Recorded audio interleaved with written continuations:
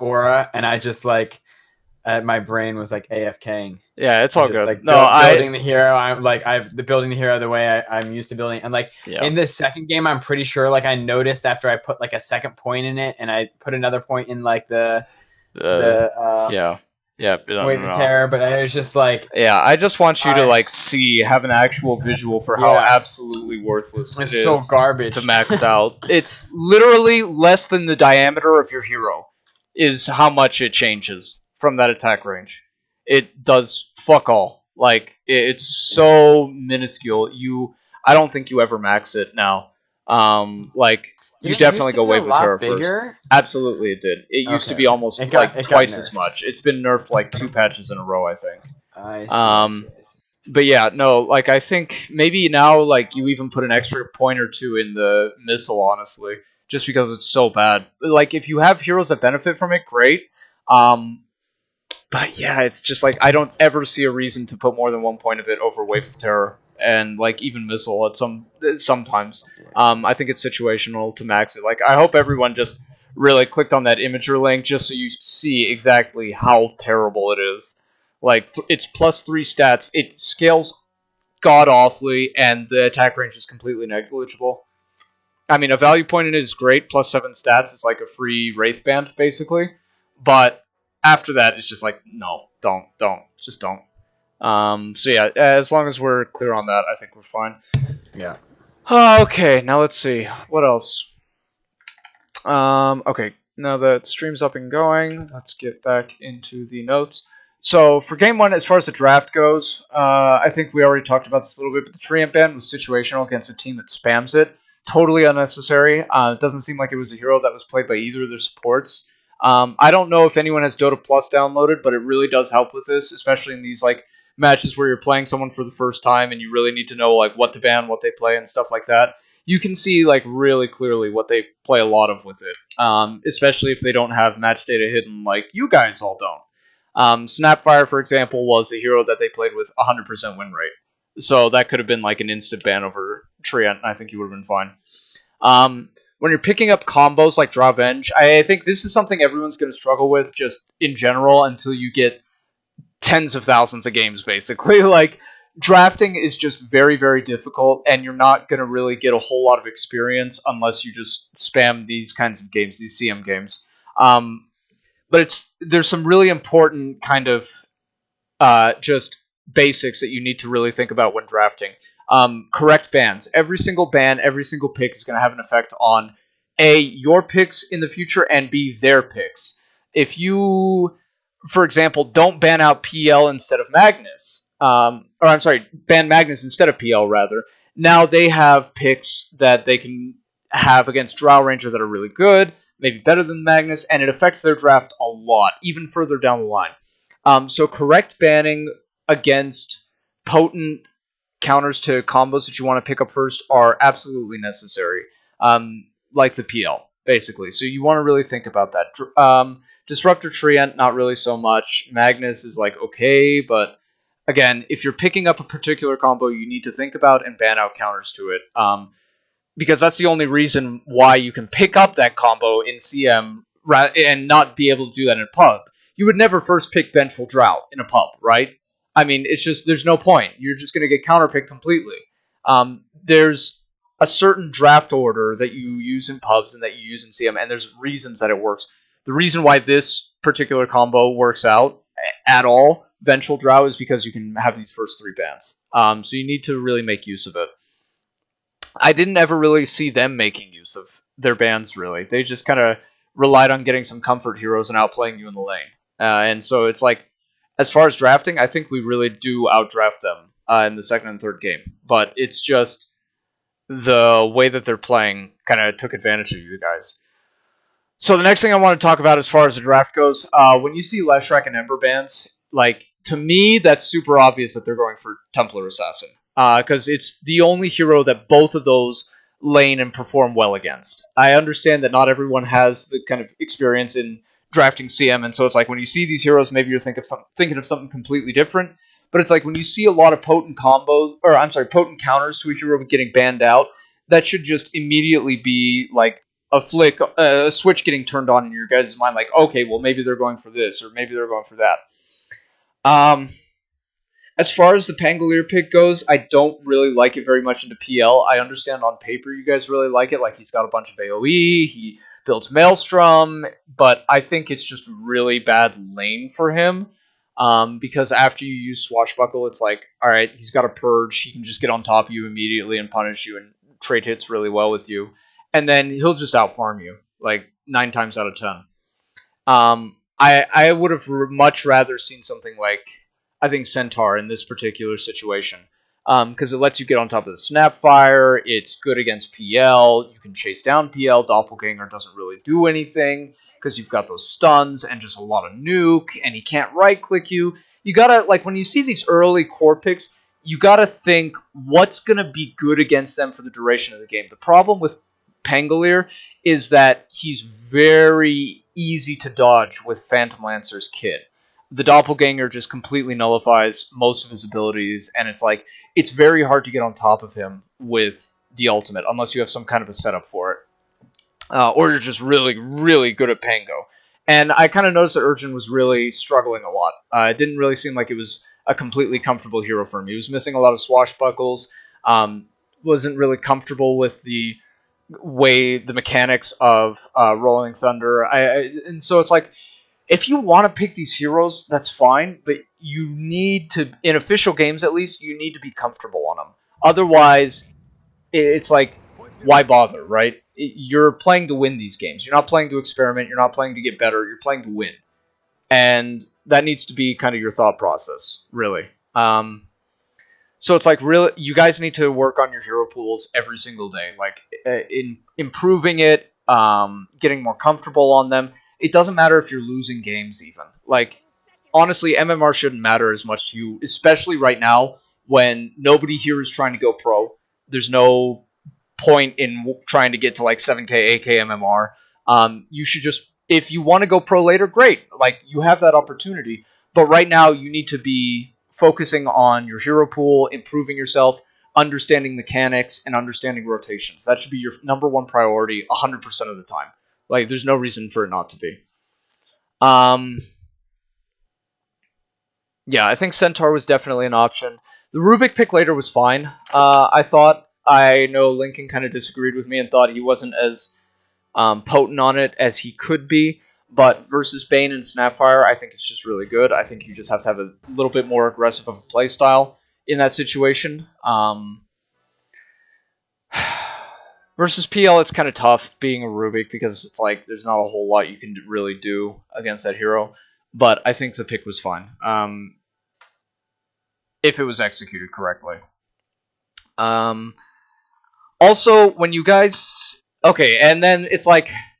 As far as the last pick, choosing Zeus, who's completely hard countered by TA as your last pick, is absolutely counterintuitive. You don't want a last pick and be like, okay, well now I have a bad lane, but it's good for the rest of the game. You want a last pick and be like, alright, I'm going to stomp the hell out of my lane and hopefully translate that into a better rest of the game. Because if I win my lane mid 100%, then I'm going to be able to kind of get an early tower, rotate on them, kind of put pressure around the map. I'll be able to do a lot more than if I have a really shitty lane and have to play around my team. That should never be your thought process when you have last pick. It is when you don't have last pick. When you don't have last pick, you should be picking up a mid or laner, maybe even a little bit earlier, like kind of around third or fourth pick, and then playing around the team, picking something that doesn't get totally raped in the mid lane and then is able to kind of play around the rest of your team. But when you have last pick, you need to win your lane. That's non-negotiable. You need to pick something that at least can farm and go well against the enemy pick. With that in mind, I think picks that you guys could have gone for are like Huskar, Viper, Batrider, Pugna, things that just completely dumpster the TA and don't give her a free game. If you had any of those heroes, I think all of them would have been valid here, honestly. Even the Huskar, like, versus the Bane and the PL. Like, I understand it's a little bit difficult of a matchup, but at least it does something. And it definitely feels better against Ricky.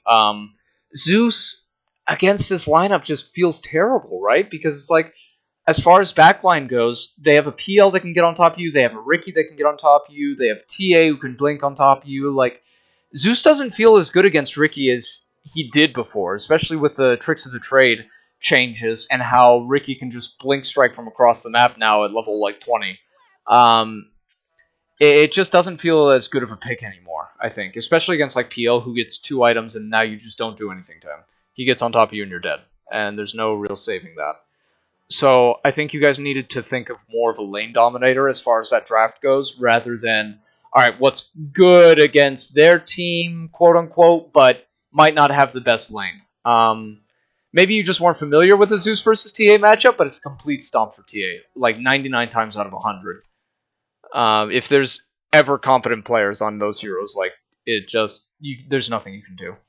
With that in mind, the other option that you guys had was putting the Drow Ranger mid, because you got to remember Frost Arrows deals damage now, and level 1, level 2 in Frost Arrows, and it starts double burning the Refraction Armor. It's actually a pretty decent lane against TA. Like, you can get away with it, is what I'm trying to say. It's going to be a much less farm heavy role, but it's like the thing is you get levels so quickly. You can put levels into Frost Arrows, you can get a point in your Silence, and I think that would have been another valid thing if you wanted to just pick up another carry that might have been better against like Ricky and Snapfire. I don't know, maybe like a Life Stealer or something. But yeah, you got to think about these things. You can't pick into their lineups, basically, is what I'm trying to say. You have to really think around them. All right, anyways, enough of that. Let's get into the draft, or I'm sorry, the actual gameplay. All right, let's start with top. So, about 26 seconds into the game, you'll notice something. The enemy team takes really, really good trades with you, and I can tell you exactly why. It's because... let's get up here. You guys are positioning really, really aggressively here, right? They've got a Snapfire who can outtrade you. They've got a Ricky who's got like 6 armor and 63 base damage and Blink Strike. He can always get on top of you. And see right here. This is where you guys are right now. Remember what I told Lincoln about playing inside of the trees, getting free harass. That's something everyone needs to think about at all times. Right now, you're giving up that advantage to the Snapfire. And then Ricky's just here. He's going to be able to tank all the auto attacks that he wants, especially when you go for like Magic Missile on Vengeful first, because honestly, it feels like it doesn't do a whole lot. Wave of Terror just lets you trade much better, especially, again, when you've got 2 right clickers that really need to be able to hit people to feel effective. It just didn't feel like the Wave of Terror or the Magic Missile did anything. You didn't even get a chance to really chuck it out, and now it's like you have a hard time trading. So it's like, the reason this kill got given up is because you're positioning way too aggressively. Underneath this tree line, basically. When you're playing in this top lane, you want to kind of, especially against aggressive lineups like this, like a Ricky Snapfire, you need to play more defensively. Like, over towards this cliff and this shrine, like on this side of the map. Especially if you've only got it like a 2v2. You're never going to outtrade this lane, really, especially without Wave of Terror, and there's no reason to be giving up a vision advantage onto the Snapfire, who can just walk at you. So yeah, play a little bit more defensively. That's part of the reason why this first kill got given up, and why it felt really, really bad in this top lane. So rethink the kind of skilling. If you don't think that you're going to be able to get a kill, Magic Missile probably is not the best choice most of the time. You want to out-trade people and be able to trade early on, and that's what Wave gives you.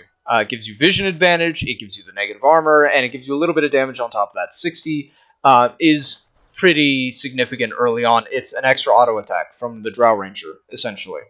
And you'll see in the second game, like, every single attack from Drow Ranger started doing, like, 80 damage per hit immediately onto their support, and there's no way that he could swap, trade hits, because he was just taking too much damage early on. So the effectiveness really can't be understated.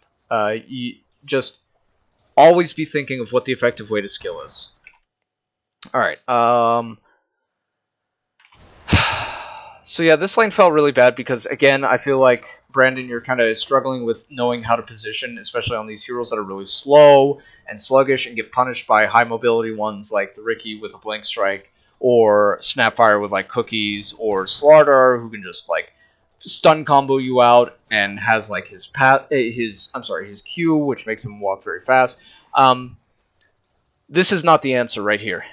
Being right next to the wave is not optimal, especially when there's supports or people playing inside of the trees. You really want to be kind of like playing as far back as you can, making use of the extra 3 armor that the tower gives you.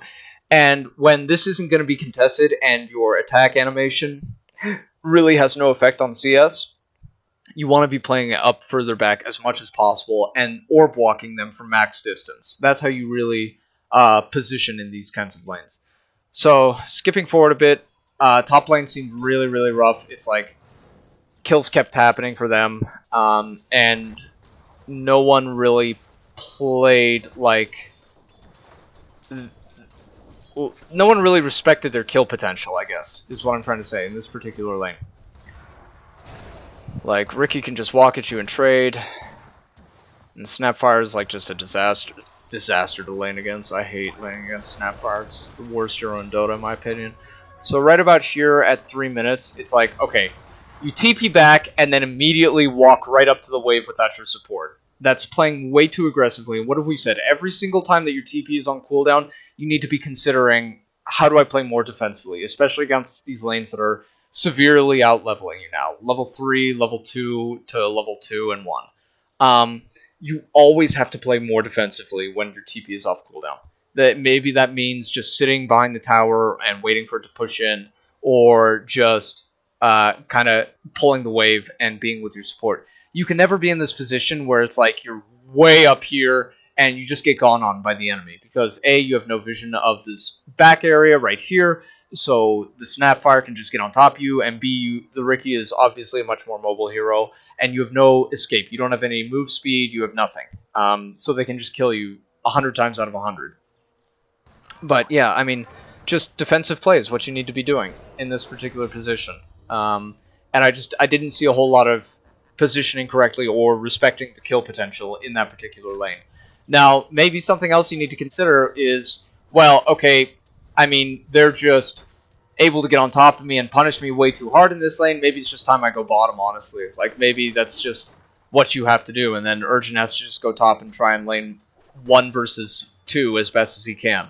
But yeah, consider lane swaps in these situations, because it's just like, it's an impossible lane now. You can't just walk back to this lane level 2 versus their soon-to-be level 4 and 3 and expect it to go well. It never will. So really, you gotta like consider lane swaps or making something happen when something's as disastrous as this lane. So let's see.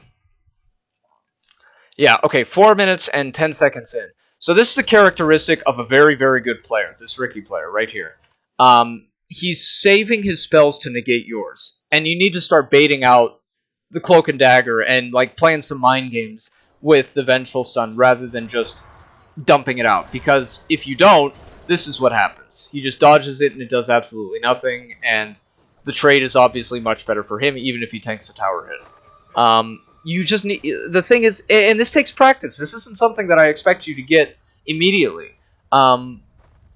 but this is what better players do, is they save their skills and they use them in optimal ways. You remember like the Razor on EG versus Vici. He would always save his link for the carry hero, the gyrocopter, or the mid player, or someone that really suffers from it. He never once threw it out willy-nilly or just used it on a random person. There's always a purpose for your spells, and you need to be thinking about that purpose and how to best do them. If there's like a way to dodge spells and things like that, well then now you need to start getting into the mind game portion of, okay, how do I bait these skills out? How do I make him use it so that it's not really, it's completely negated. So yeah, just, I mean, this rotation is fine, the 5 minutes, but it's like, again, Drow needs to think, okay, I mean, they're just going to dive me under tower, because they can. It's a Riki. He can do that, especially with Cloak and Dagger now. It's just the nature of the hero. So yeah, I didn't like this constantly coming top. I think you really need to consider your options in these lanes. And maybe it's just go to a different lane, honestly. This is another example where it's like you're losing all 3 lanes, and somebody needs to make a rotation, and nobody did. You can't just you can't be content with this, is what I'm saying. Like, when you're losing all 3 lanes, you need to make something happen in order to get something out of the game. Otherwise, you just get rolled over, like you saw in Game 1 and Game 3. So, yeah, let's see. So another little thing, though, when the Vengeful went for those bounty runes, around the 5-minute mark is when TA is going to be hitting 6, right? And so instantly, Zeus needs a Sentry Ward. Lightning Bolt is not enough. Your job is to buy him a Sentry Ward at 5 minutes and have it in his lane so that he just doesn't get run over by these traps constantly, or he doesn't have them all over his routes of escape, and he's just able to get dove under the tower. So I didn't see that happening. It's just kind of like a lack of knowing where to be and what to do on the support hero, and yeah, it's something that can be fixed though. So just consider where you need to be. Consider the hero matchups. You know, TA, Power Spike, level 6. He gets his traps and starts using them. Then a Sentry Board just needs to go down. That's just immediately. That should be what you think about. Anyways, going forward a little bit. Skill build was fine. I think you needed a point in the Gust, definitely, against this lineup, because they just get on top of you otherwise. Like, this is an example of when, yes, you absolutely need Gust. Maxing Frost Arrows is okay in this matchup, but I think you really needed to max Multi-Shot, honestly. Put more points in that, because it's like, it's your only way to get farm in this lane without getting dove, and you need to be able to push out these lanes and then farm jungle camps immediately after. So, yes, I think in like 60% of situations, maxing Frost Arrows is going to be good. But again, this comes back to thinking about the matchup and thinking about what your job is. Your job is not to harass out this guy with Frost Arrows, right? He's way too mobile. He's got Blink Strike. He's got Tricks of the Trade. You're never going to get a kill on him purely because of Frost Arrows, especially when Snapfire has cookies. They're too mobile. They've got too much stuff that negates Frost Arrows. So in this situation, your job is to farm and recover, and that means maxing out multi-shot, right? I hate to like berate you for constantly like saying like, well, this is how you should skill, but really, this is something you need to be doing, and that's thinking about what your job is and what your skills do in these particular lanes. When Frost Arrows doesn't do anything, there's no reason to max it, basically.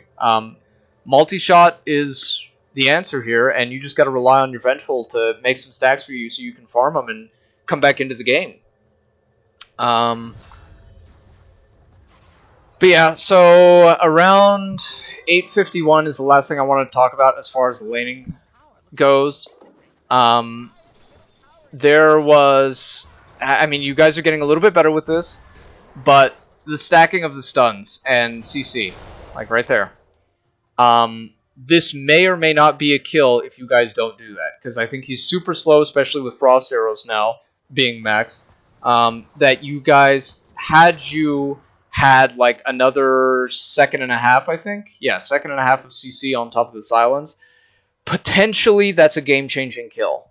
Another thing is just the second point in Wave of Terror. If you had that, you'd be doing more damage to him. Is basically it. He'd be down to like less than 20% physical resist. And I think this is a kill if you correctly chain your skills and correctly skill. But, I mean, it's hard to kind of go back and look at that, because it's just there's so many variables. But yeah, just remember, like, chaining CC isn't just about stuns. It's also silences early on. It's also slows. Like, you gotta be thinking about this. And, like, something that I wrote down, like, if you guys are having trouble with, like, saying, like, okay, I'm gonna stun first, because that takes a long time to say, and it's these stressful, high, kind of tense situations, why don't you just like think of a go word? Like, think about volleyball, for example. Just purely as an example, volleyball. In those situations where you need to make a split-second decision where somebody goes for the ball, the person says, I go.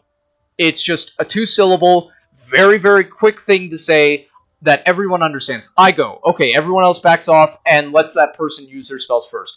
Then you can follow up. The next person says, I go. And it's like things like that. Just think about ways to kind of convey your skill usage without having to like constantly explain, okay, I'm going to use Magic Missile now. Like, it just takes forever to say, it's not efficient, and you're going to be letting out kills. Say something simple, get a code word or a phrase or something that you all can understand, like I go, that just says to everyone, okay, I'm using my spells first, then you use it next. So yeah. I think in general, this lane was just played really incorrectly. The aggressiveness right out of TPs, the vengeful skill build, not knowing how or when to pressure the lane or like what skills to go makes things just extremely difficult. But yeah, I think this is definitely fixable. Like, we now understand just how pointless Vengeance Aura is. And this is all just stuff that you guys got to get used to doing on the fly in order to become a better player. Just remembering to think about your skills and how they affect your lane every single time. Okay, so that's it as far as top lane goes. Now bottom, we'll start over the game, go down to bottom. So bottom, I think the single biggest issue this game... Oh, sorry, go ahead. Yeah, absolutely. Just before we leave the lane. So if I'm up against... typically, because I'm typically up against melee offlaners when I play draft for the most part. Mm-hmm. When it's stuff like Ricky, the main reason I don't like sitting super far back is because typically it's a lot easier to last hit, kind of. You know what I mean? When you're a melee hero and you're super close, whereas like they could see the projectile coming. Now the problem... so how should I go about, I guess, like making it easier to last hit? Should I just like focus on harassing them like at max distance the whole time? Yes, that's pretty much it. Like, you just got to orb walk them as much as you can, make them feel some pressure, and then prioritize last hitting second. Because if you're out of position, you're just going to die, and then your lane's over. So you can't be that far up on the lane. Getting the last hits and then dying means nothing. It's bad for you. What you have to do is be sitting at maximum range, really making use of the fact that they're a melee hero and they have to overextend to trade hits with you, and putting pressure on them before going and last hitting the lane. If you see, like, this Vengeful Drought combo has been a thing for years. It hasn't just been since the Aura got changed. This has been a strong lane for a very long time. And if you see, like, EG playing this lane, I could pull up an old game. It'll be all fucked up, but I could pull up an old game and show you. They all just go full aggressive immediately, level 1, pressuring out the person and making use of Frost Arrows, and then just completely ignoring the lane until they can free farm it. And that's kind of what you need to do to play this lane, to play these difficult lanes especially, is you need to prioritize putting pressure on them so they can't dive you. That's just, that's non-negotiable. That's because getting close to the creep wave just for CS equals you dying. And you can't die in lane. You need to think about how to kill them or how to farm or any number of things. Remember that list that I gave you, your priorities in lane. Yes, the correct way... So to answer your question, the correct way to play this lane is playing from maximum distance back as far as you can and pressuring the Ricky. Even though he has pretty good base regen, like, he only had tangos this game. So that means you can constantly harass him and he's not ever going to be able to south up. So Wave of Terror level 1 plus Frost Arrows, and you just orb walk him from max distance. Yeah, maybe he gets a couple of CS on the first lane, but the first wave. But when it comes to the second wave, when it comes to the third wave, well, now he's going to be half HP or a third HP, and he isn't going to be able to be as aggressive with Snapfire as he would if he's full HP and he can just dive you under the tower. Okay. So it just completely changes the dynamic of the lane when you play it correctly and you play it more aggressively, focusing on harassing first, because it doesn't allow them at that point to dive you, and that's what's most important. All right. Anyways, bottom. I think bottom went okay for the most part. The biggest issue, though, I think was just Rubik not rotating to top lane when it went really, really badly, because sitting bot doesn't really accomplish a whole lot, and your other lanes just get destroyed with no recourse. I don't think PL and Bane can really just kill the Pangolier solo. I think it's pretty easy for him to play around it, and he can just nuke out the waves and solo XP and get range creeps pretty effortlessly without you there. I think you needed to get like level 2 and then instantly realize, okay, my top lane's going disastrous. I need to secure the lane for the Drow Ranger. And you did that in the second game, right? You were on Nyx Assassin, kind of getting punished by the Bat Rider, didn't feel like you were accomplishing a whole lot. Well, then you made easy rotation up to top when the Drow Ranger wasn't having a good time, and all of a sudden you're just getting kills, and you're winning the lane for them, and you're giving farm to your carry, and you're having impact. You didn't do that this game, and it hurt a lot. So, early game, I think this is fine. Like, you just got to trade farm and get experience, maybe pull a little bit more. That was one of the issues I saw with bottom lane, was that the first pull was like at 7 minutes and 30 seconds, and PL just kind of free farmed. Like, the benefit to having these ranged heroes down bot is, A, you can harass out a melee carry, but B, you can also pull pretty effortlessly and deny creep waves. And you need to really be thinking about that in these lanes. So yeah, I mean, just hitting the jungle creeps and pulling, like this wave right here, there's no reason that you really shouldn't have been able to, and then just give experience to the Pangolier or pull this wave back even just into the jungle camp. It's fine. But giving free farm to the PL never feels good, right? So rotations, pulling, and the other thing is understanding how and when to pressure. Because right now, they've got no regen whatsoever. They've got 2 tangos on both these people. You out-regen them so much. Trade hits. That's all you have to do. Just use your spells on them and trade hits. And that'll pressure them out of the lane until they can ferry out more salves and stuff. This PL went extremely greedy, but everyone was so focused on the Bane this whole time that he just free-farmed regardless, even without having any regen, really. So check their inventories, and if they have both, like, 1 tango and they're half HP, go on them. Like, there's no reason not to. They can't trade with you. So kind of not understanding how to pressure the lane really was another kind of downside, because yeah, there's no reason for this PL to have as much farm as he did early on. It just didn't feel like he was getting pressured at all, or that he really was worried, because like there wasn't enough harass on him. I feel at least. So yeah, 5 minutes. You guys made good rotations for the runes at least, so that was good. But yeah, like 4 minutes in, they've got nothing. They've got 1 salve on the PL. Like, this is your go time to harass them. And I just didn't feel like you guys really had that understanding of, well, okay, we should be doing that, or we should be pulling the waves. Like, think about ways that you can dominate your lane.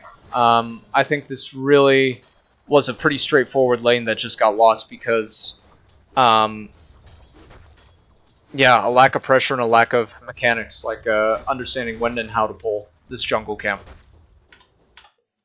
And then as far as the Javelin Rush, I really haven't been seeing as much of this anymore.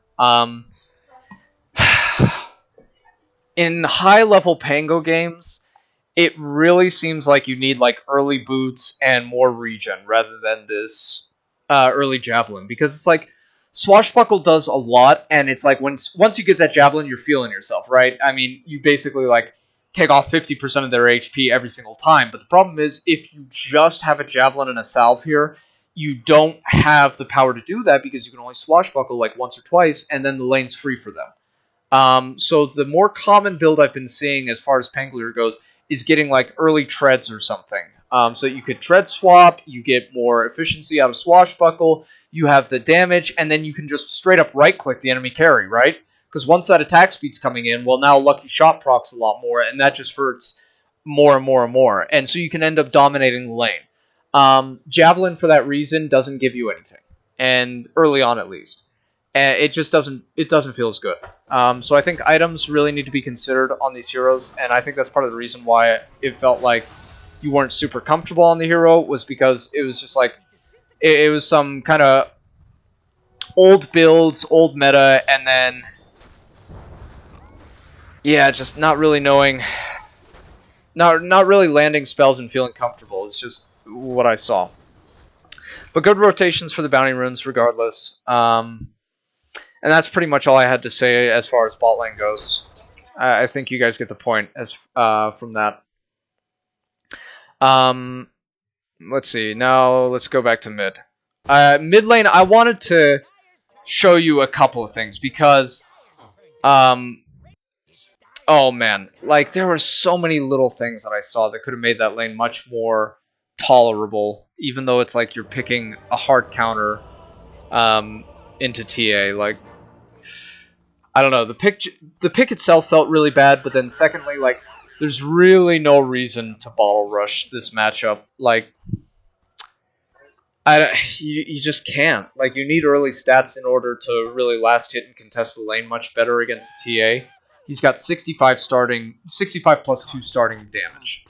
And he's got a better attack animation. He'll be able to kind of sit on the wave much better than you. So, in order to negate that advantage that he has, I think you really need to go for early stats in this lane. It just makes you more tankier. It gives you like maybe 1 extra armor or so, and then makes the last hitting a whole lot easier. The bottle rush didn't really do a whole lot, and it's like the way I've seen this lane played, because I have seen a lot of TA versus Zeus. It's a pretty common counterpick to Zeus. The way I've seen this lane played against for the Zeus is basically saving Lightning Bolt until she uses... Hey, Lincoln, can you please mute your mic? Saving Lightning Bolt until she uses her Refraction, and then you're able to right-click off the charges. But it's a lot harder to right-click off those charges when you don't have any attack speed from items, or stats, or anything like that. So it makes a big difference in this particular lane. Good block, though. I really like the block. The problem is you didn't take advantage of it when you could have. Like I was saying, for all lanes, this first range creep is your first priority for everyone, not just you, for this TA as well. And when you're in this position to deny it like you were, which, if you hang on a second, like right here, I mean, the creep is in deny range, right? 46, 0 armor, you got 61 base damage. There's no reason for you to not take that. Like, you just gave it to him for free, like, for no reason.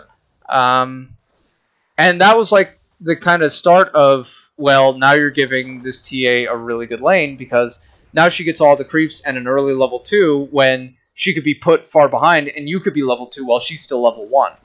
So just early things like prioritizing these range creeps needs to be important, especially when you get a good block off and it starts getting harassed down. Like, deny it. It was a free deny this game, and you just chose not to do it for some reason.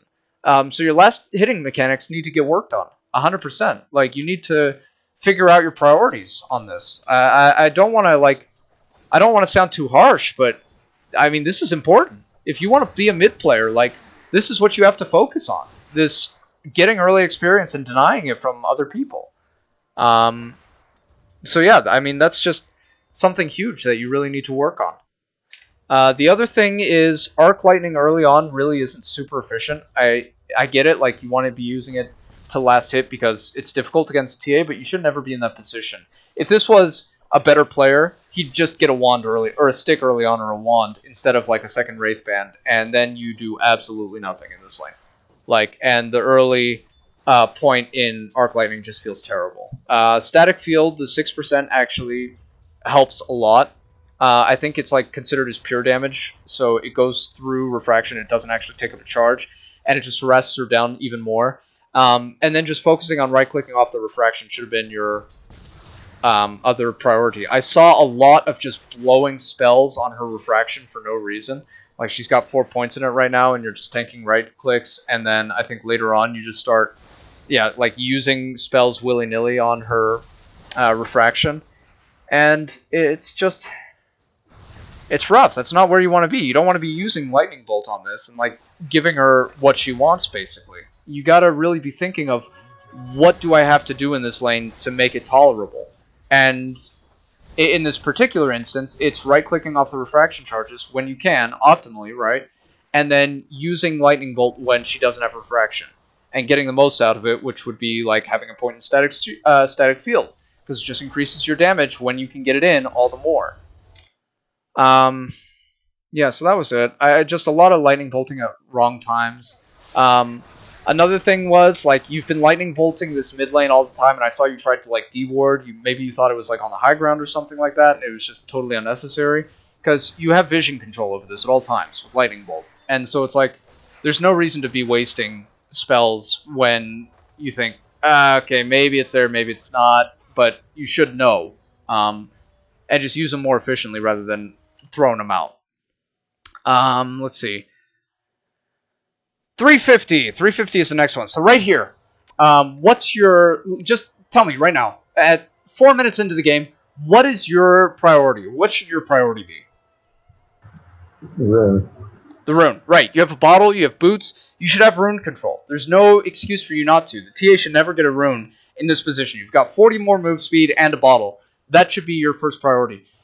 But in order to get the rune and do it efficiently, what do you have to do? I mean, making rotations for it before. I mean, if it spawns bottom, she was just farming that small camp the whole time. So if I wasn't already there, then that rune was gone.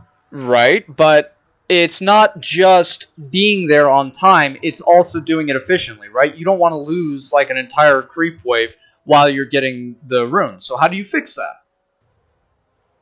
Push out the wave. Push out the wave, right.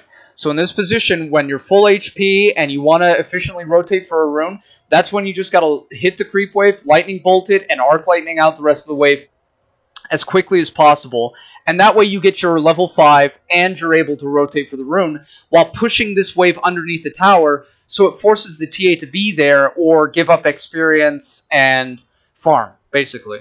But because you make this, you do make a rotation for the rune, but you never push out this wave, and so now all this, you get the experience for the range creep, luckily, and the last hit, but you missed 2 of the melee creeps, and that's your level 5, man. You're a level down just because you didn't nuke out the wave in time for the 4-minute rune. So that's something really important that you need to do, especially against like countered lanes like Tinker, for example. Every single 2 minutes, you need to nuke out the wave around the rune and secure it against the Tinker. That's just that's what you need to do every single time. And if you don't do it, then the Tinker can win the lane by getting the rune, having sustain, and being able to basically out-harass you and farm the lane with March. The same concept is here against the TA up until level 6. You need to efficiently push out the lane, use your skills, and then make rotations on time rather than super late. Because right now, if you had done everything correctly and efficiently, you could be level 5, right-clicking off for refraction and harassing her, forcing her to buy regen, forcing her out of the lane, rather than kind of sticking it out here at level 4, being super out-leveled now. She's almost level 60 or 4, and like it just feels terrible. This is just a result of not playing the lane correctly, right? Like using lightning bolt on range creeps, nuking out the wave when she's not there, forcing her under the tower. Little things like that make or break the mid lane. So you really need to be considering this. Like right now, as soon as you see that trap get put down, now it's time to TP. Otherwise, you're dead. There's no way you can run from this. There's no way you can hide. Like she doesn't have any way to cancel a TP, but you gave up a kill because you decided to run through the trap and just give it up to her. So this is totally avoidable, but it's like, I mean, you got to think about this kind of stuff. And yeah, I mean, the early level 6 on TA, it hurts, but it's like you're way out of position by being up here. And now you're missing out on so much. She's going to be like level 7 by the time, or maybe even level 8 by the time that you're level 6. So, and again, if your support forgets to give you a sentry ward, maybe to like deward this camp so you can farm it, or like deward back here so that you can escape, just remind them. Tell them, hey, I need a sentry ward. I just can't be lightning bolting for 100% of these traps. And that's fine. But yeah, giving this TA a free lane was rough, to say the least. Giving up kills was even rougher.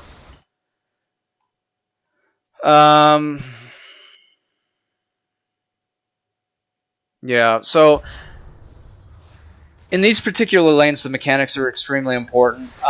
Using dragging creeps for aggro to kind of take off refraction charges and things like that. I didn't really see you doing that a whole lot. Like, you just ended up blowing spells on her refraction, and that's exactly what she wants. So yeah, just try to think outside the box, basically, is what I'm trying to say. A good kill on the Bane. I'm not sure if you were actually looking for that or not, but that's fine. Harassing the TA.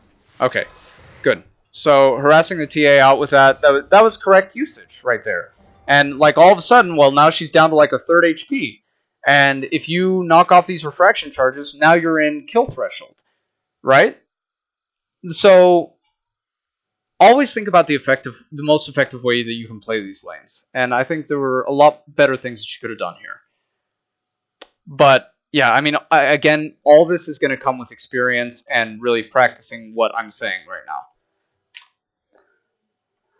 Alright, let's skip ahead a little bit to like around 9 minutes, because I think you died again. You just get dove under a tower.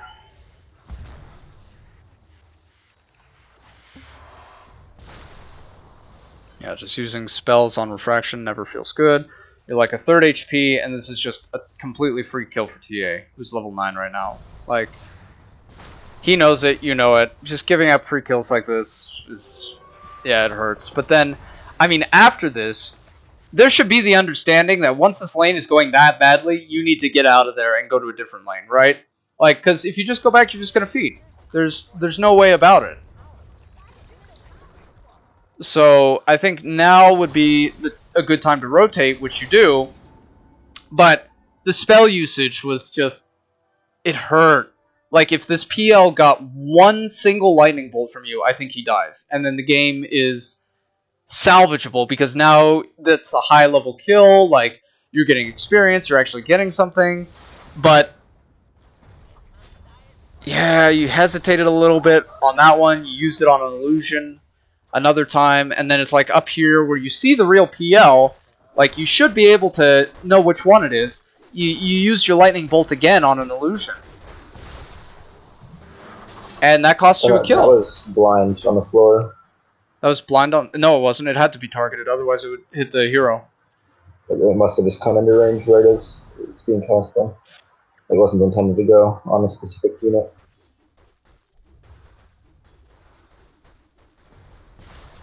Oh, no, you're right. It was blind. Huh.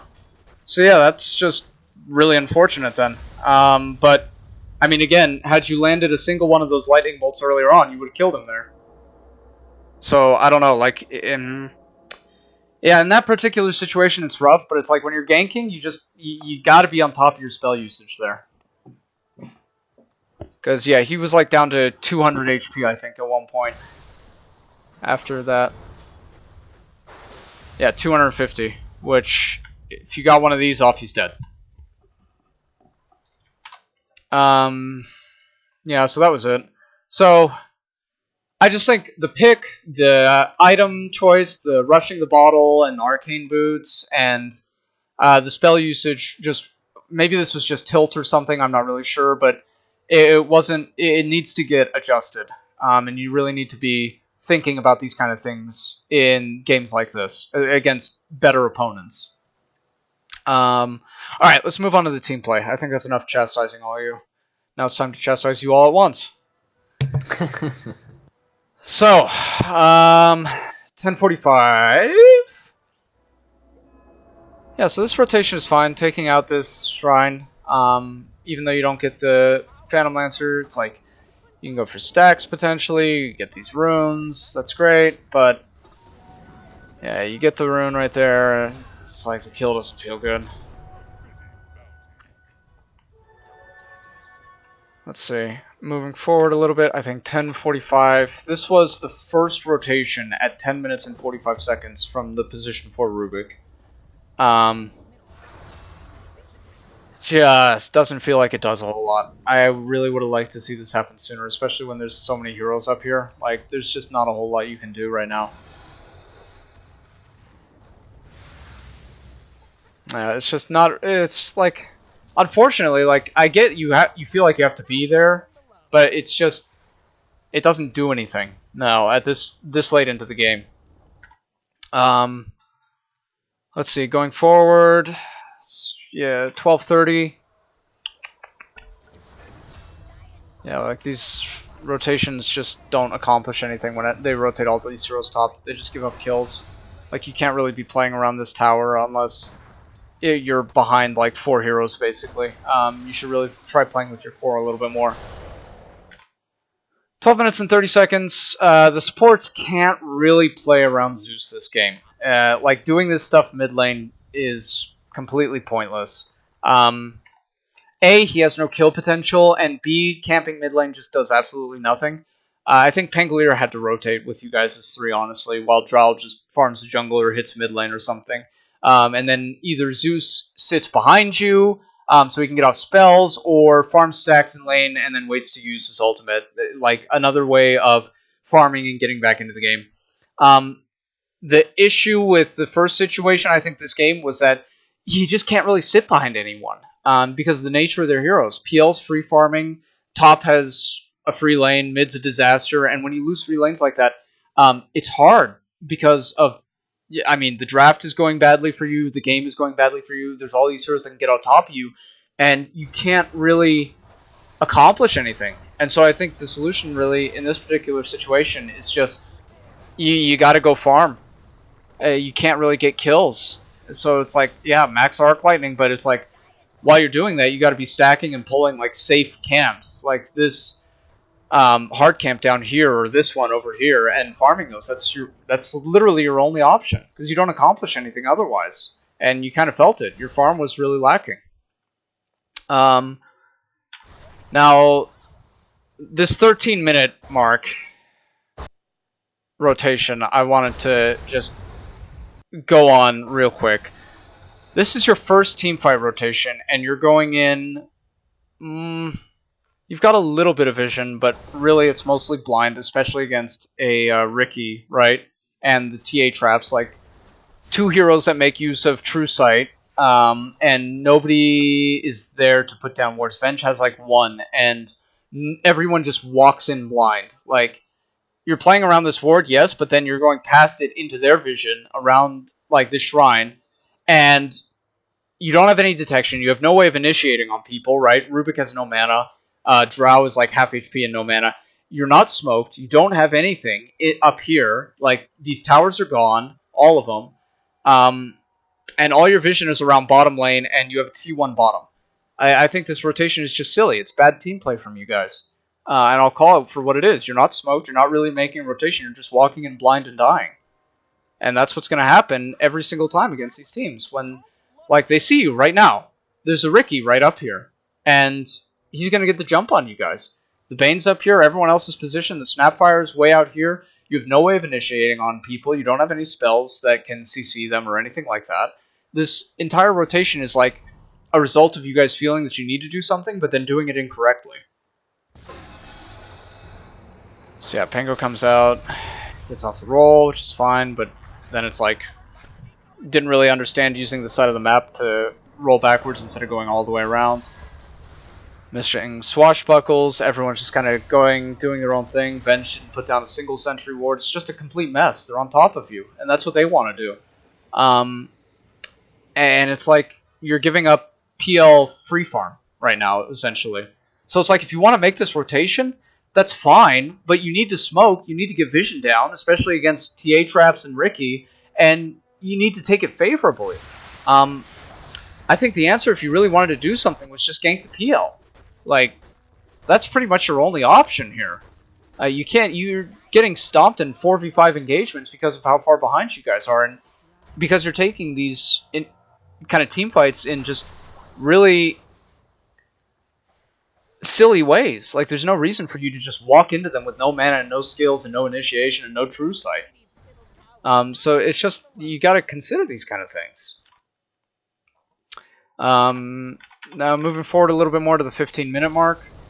I don't think a single person was in position for bounty runes. I mean, again, this is the time where you should be making use of a smoke if you wanted to make a comeback. Remember that first game that you guys won, that you made a comeback in, you smoked around an important objective, got a bunch of kills, and then were able to translate that into levels for everyone and make use of it to kind of help the rest of your game.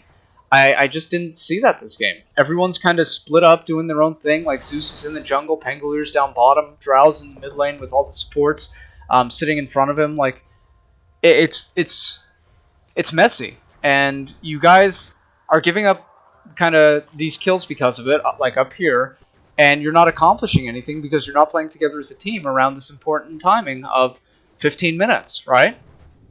So yeah, I feel like as soon as someone's not telling you or not like explaining to you these timings, I don't know what was going on in the team chat because I wasn't there for this particular game, but you guys need to be making these shot calls. Otherwise, you're just giving up way too much.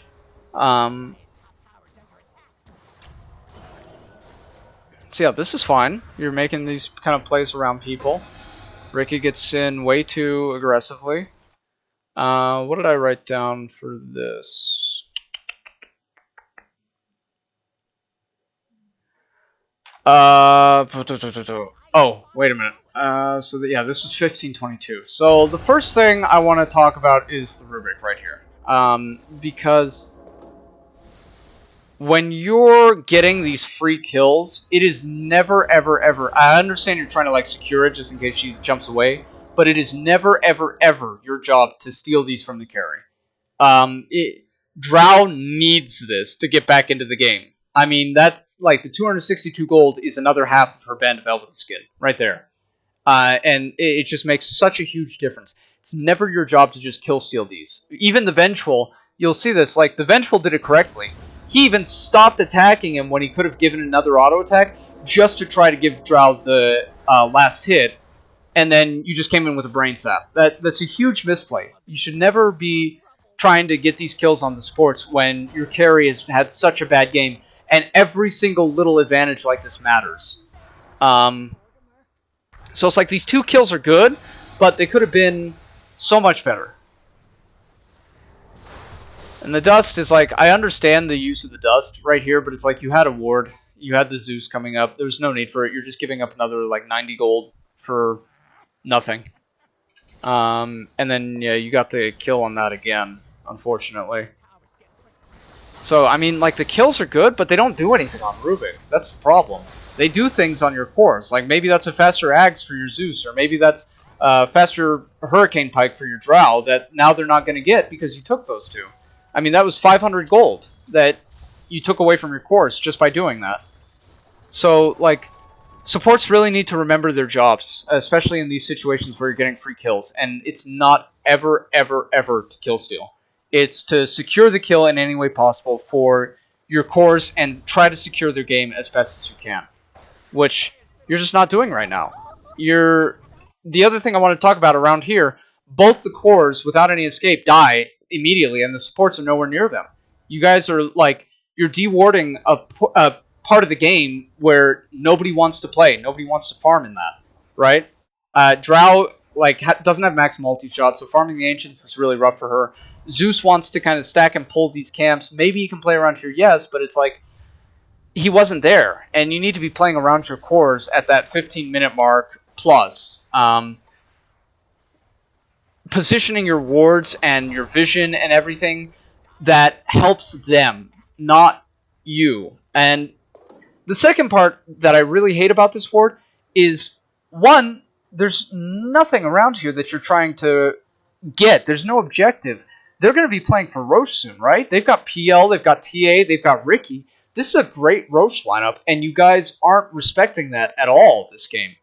So I think in this particular instance, you needed to really focus on securing this top area much, much more and playing behind your cores, because you're their escape mechanism, right? You're their swap, you're their stuns, you're their the Rubik with the smoke screen and all these defensive spells, but you're not using them, and you're just letting them walk all over your cores, basically.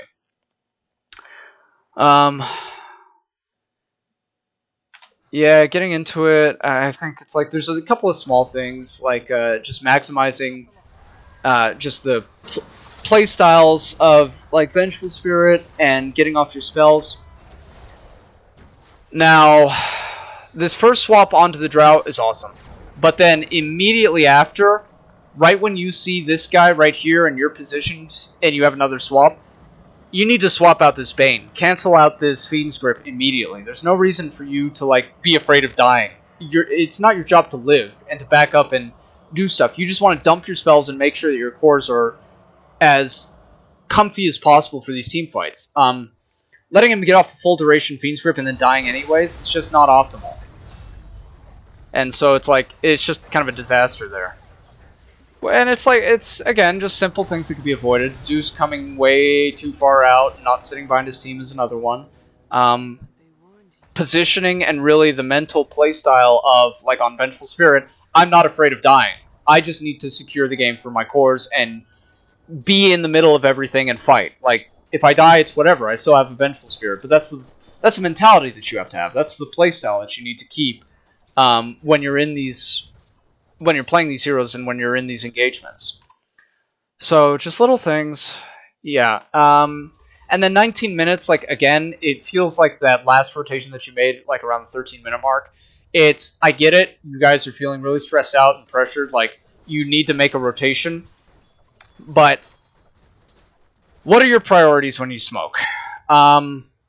First priority is making sure that the lanes are in a good position, because you don't want to be in that feel where it's like, okay, the creeps are pushing up against the T3 and we're not doing anything about it. We're all smoked up and they've got to know what we're doing, right? It's just a waste of a smoke at that point. So it's like, A, the smoke is bad because you have a lane to push out up top. B, the smoke is bad because of just the positioning and the fact that you're going up blind. Look at how you guys are positioned right now. Who's in front and who's in the back? Like, Draw Ranger, okay, fine. But what's your initiation right now? It's Pangolier or Swap, basically, is all you have. And it is never going to be Zeus's job to sit in front of everyone and try and initiate. You always want to be back behind here. Getting off a lightning bolt, try to get vision of this high ground before you do anything. And yeah, just smoking into A, when you have this lane to push out, and B, when you have no vision here and you're going onto the high ground, is just, you're playing into their game, basically. Zeus is out of position. He gets gone on immediately. Everyone's kind of like freaking out, like, all right, what do we do now? Where are we going? Like, everyone's jumping on your back lines. It's just a complete disaster, and it's because A, you don't have vision, B, you're out of position, and C, you're not respecting kind of the lane advantage. They've got vision of all three lanes everywhere, and they've got like complete control of the entire map right now. And you got to try and figure out how to fix that in any way possible. That was just unfortunate, honestly. So yeah, after this, there's not really a whole lot to say. TA gets Aegis at 24 minutes, and the game's just straight up impossible. Like, yeah. Items. So as far as Pangolier, I didn't understand what this VIP booster was for. I think it just delayed your Maelstrom a whole lot more, and the effect that you had on the game was just minimized. Like, Maelstrom BKB maybe, like, would have been the key, just to make sure that you can A, farm, and then B, get off all your spells, especially against like a Ricky and stuff like that. Or, I don't know, maybe like a Lincoln Sphere, but it's like even that can be easily broken by like everyone on their team. So yeah, it was just a rough Pango game. I think like picking it into their heroes was just difficult. Everyone else, it just felt really difficult because it's like you're all behind on items and levels, and it's like it's really, really hard to make things happen from that position. But yeah, the other thing is not nearly enough sentries. I think it's like in these particular matchups where you're against like Ricky TA and like anyone that really takes advantage of you through the lack of True Sight, Clinks, Bounty Hunter, etc. The staff of wizardry does nothing. I get that you're trying to go for a 4-staff, but like maxing out the amount of sentries that you can buy is probably going to be your first priority. Even getting a gem is better in this situation than going for these items, because your job as position 5 is to make this game playable for your cores, and if you can't get a vision advantage for anything, and you can't find these heroes, find these traps, and like contain the areas that you want to, you're not doing your job. And so prioritizing True Sight should have been the item on Vengeful Spirit. Like, yes, you don't have any items, but this feels just as bad as not having any items. Draw Ranger was fine. She was just underfarmed. I think Hurricane Pike was super necessary this game. And then... Oh, Zeus. I don't know, maybe like Aether Lens 4-staff would have been better than trying to go for the Ags Rush. Like, I get it, you gotta try and cancel out the Bane, cancel out the Snapfire, but, I mean, you gotta think about getting off your... You gotta... But at that point, I just already bought the point booster, and I felt like it wasn't really worth it to go back. Yeah. No, it's just kind of unfortunate that you ended up buying those items. And Yeah, it kind of locks you into the Ags after that. But yeah, I think for the most part, I really think this was just more of drafting error. Like, you just really picked a lot of heroes into theirs that just didn't do well. And that's what a result of this game was. But a lot of stuff also has to do with laning correctly, applying pressure correctly, and not losing all 3 lanes in spectacular fashion. Because that just makes the game so hard for you guys. Yeah, so that's pretty much it on this. I just want to make an emphasis on something. It's never enough to just make plays blindly, like you guys were trying to do. When you're behind, you have to make good plays around the right heroes and the objectives. That's how you come into the game. You don't come into the game by smoking blindly and feeding them more kills. Yeah, you gotta make plays around objectives more often. I'm just not seeing it as much in these last couple of games. And again, maybe that comes from just a lack of a shot caller. Have you guys do you guys have a designated person in game yet that you really think like, okay, we need to listen to and we need to like really just kind of make plays around?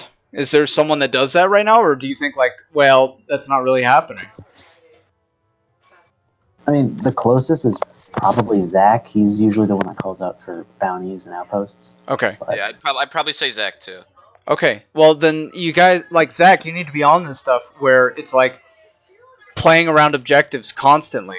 It just needs to happen because when you don't, you just get snowballed on, and it makes these recoveries impossible. And you need to be making good calls as well, not going into no vision, not playing around no objectives, making a smoke around where they're weak, making a smoke to kind of gain vision back, and kind of just doing advantageous things rather than playing into their team.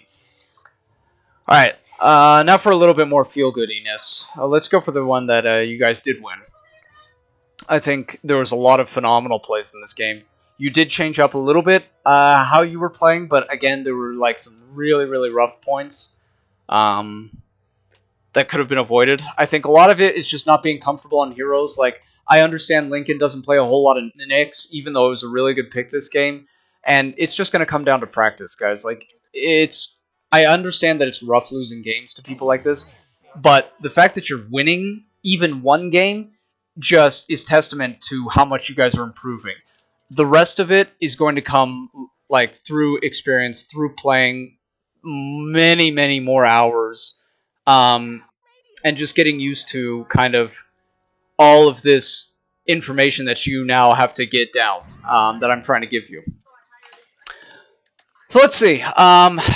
Yeah, as far as the draft goes, we start banning relevant things that punish the Venge Drow. And that just gives you a way better time in the lane, honestly. Like, it feels so much better being able to ban out Snapfire PL instead of Triad and whatever else you guys were going for. And then they were just banning, like, shitty things that they think you played instead of what's good against your team. So, again, you can punish that super duper hard. And we did. I think we outdrafted them really, really well in both the second and third game. But yeah, consider that for future drafts. If you're not sure what to ban, don't worry about it.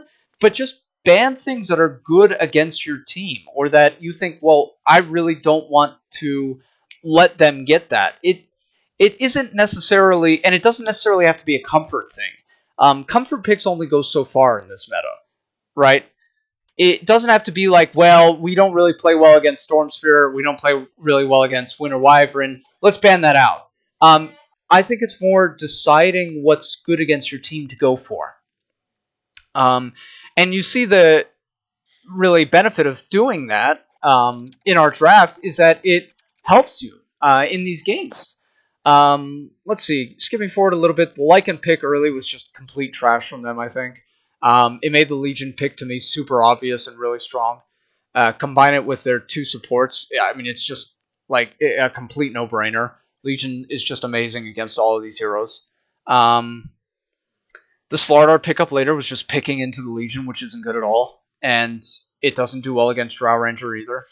Like, so I think they're just drafting very poorly. It didn't make a whole lot of sense, and I think it was just more of a meme draft to go along with the Alchemist, which we ended up punishing really, really hard. So, as far as the last pick goes, I know we were all... Hey, Lincoln, can you please mute your mic? Sorry. I just don't want everyone else to be like focusing on your background noise. The other things to think about as far as last picks here go, I kind of put together a list. I understand we were under a lot of time pressure, and Tiny was great, honestly. I think Tiny was definitely one of the options that we could have gone for. Other ones to consider would be like Huskar, Viper, Timbersaw was insanely strong this game. Oh my god, I can't believe I didn't think of Timbersaw. They've got like 3 strength hero cores that all right click and have no way of killing off a Timbersaw. Another thing was like the OD was another option. Slark mid is another thing, but it's like, again, I don't know how much you play of that. But yeah, we have a lot of picks that I think that could have gone really well. But the thing that you guys got to remember for future drafts and going forward, especially when I'm not there to draft for you, is like you got to think about what dominates this lane and what serves the purpose that you're looking for. As far as the tiny pick goes, we were looking for people to combo up with the Legion Commander, dish out damage, get on top of people, provide CC for like the Lycan, the Batrider, the Slardar, and the Alchemist, because if they can't right-click and get off all their spells, they're not doing anything.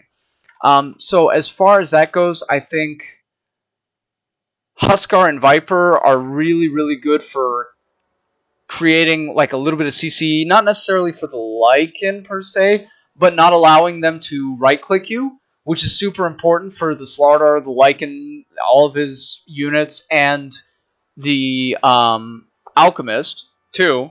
But then both those are also really useful against the Slardar in a way that like Huskar can build around it. Maybe it's like a Heaven's Halberd, or the Viper can use his passive break for the Slardar Bash. Just really, really strong heroes, I think, that we could have also gone for. Obviously, the Tiny worked, and it was just fine, but it's good to keep your options open and understand why those options would work. Slark, in the way that he dominates the Alchemist mid, there's just absolutely nothing he can do. Then the Slark can continue to hunt him down and harass. He always has kill potential against all of these heroes, really, and the Purge is just insanely strong against all these heroes. Just very, very good. Very good against the Slardar, very good against the Bat, very good against the Lion. And then he's got Pounce for the Lycan as well, so it kind of combos up with the Legion once she blinks in and duels him. If for some reason you don't kill him, well, now you've got a Pounce set up, right? And the Lycan just doesn't really deal well with that kind of CC, those leashes, those hard CCs that go through BKB. Like, I think we just really outpicked them this game. But there were a lot of different picks that we could have considered to accomplish the same thing as Tiny. Alright, so now I'm not going to really necessarily focus on the lanes per se, since we were doing so much swapping, but we're going to focus on the individual plays and the players now. So let's start with Drow Ranger and Vengeful Spirit. Now, I was here for this game, so I kind of remember a lot more of the team chat. There was a call early on to make the switch, right? Because Drow Venge versus Lycan and Batrider does not feel good. Batrider can kind of harass you out, especially much better Batrider players that just don't throw out sticky napalm constantly in your vision and giving you free wand charges. This guy knew how to play Batrider. He played from the fog. He played by not giving you free charges. The only thing, I think he went like Firefly first. Getting an early point in Flame Break, actually, is what I'm seeing a lot in the minor qualifiers as I'm watching, because Batrider's getting picked up a lot, especially in the support position. And getting a Flame Break early, since it's just been buffed so much constantly, is really, really good, because you give out free harass, basically. If you get like 5 or 6 points of Sticky Napalm on someone, well, now you're doing an extra 50, 60 damage at level 2 per second for 4 seconds. That's like 200, 300 damage at level 2 on Batrider with Flame Break, and you do it for free. You don't have to get on top of them anymore. So that's something to watch out for. But if you make the call to swap lanes and you can't get this bounty room, don't walk back to your T1 and TP. I hated this this TPing to the lane, because if they were actually on top of things, then it just completely nullifies everything and you don't accomplish anything. Now your off lane actually has to walk all the way back to their lane. You have to walk all the way back to yours. It should have been punished 1,000 times harder by this team than they did. And like, yeah, basically all I'm trying to say is if you make the call to swap lanes and you're in this position, do not go back to your T1. Start moving down there immediately. That was, I think, the biggest mistake from you guys. I never, ever, ever TP to the lane early on if you have to. Let's see. All right. 2 minutes, 30 seconds. So, okay. Again, this is good skilling. I like this because now you see really the potency of this lineup when all of a sudden Lion's taking like 70, 80 damage per drow right click. And he just can't trade with you. He's -2 armor right now. But that's the power of going Wave of Terror first, and that's why it's so good in these lanes, because it just, now he's half HP, and the Lion can't just pressure you and get free harass on you. And now you can focus on harassing out the Slardar, because you're both ranged heroes, you both can click him outside of his range, and you both can make him feel really, really pressured. But that just comes from correct skilling. Wave of Terror, Frost Arrows, level 1. Awesome. So now, yeah, now they kind of start to TP over, and now you're just, TPs are on cooldown for the next 40 seconds. It's like, this could be completely avoided right now if you guys had just walked to the lane. And then it's like everyone just TPs to the lane, and everyone has a favorable matchup, right? This is already, like, decent lanes for you, but they could have gone a lot better, if it was done correctly. So now, at 2 minutes 30 seconds into the game, I believe is when you guys next rotate back to try and get these favorable lanes again. But you need to remember something, and it's kind of a common theme that you guys get punished for constantly. When your TP is on cooldown for 60 seconds or more, you need to play much more defensively. Every single time. It's non-negotiable, especially when these guys are level 2 and you're level 1. You need to play from maximum distance. You need to play defensively. You need to like kind of just leech experience until you feel comfortable and apply the correct amount of pressure to them. Because otherwise, if you die right now, you have to walk all the way back to lane, and that feels terrible at all points in the game.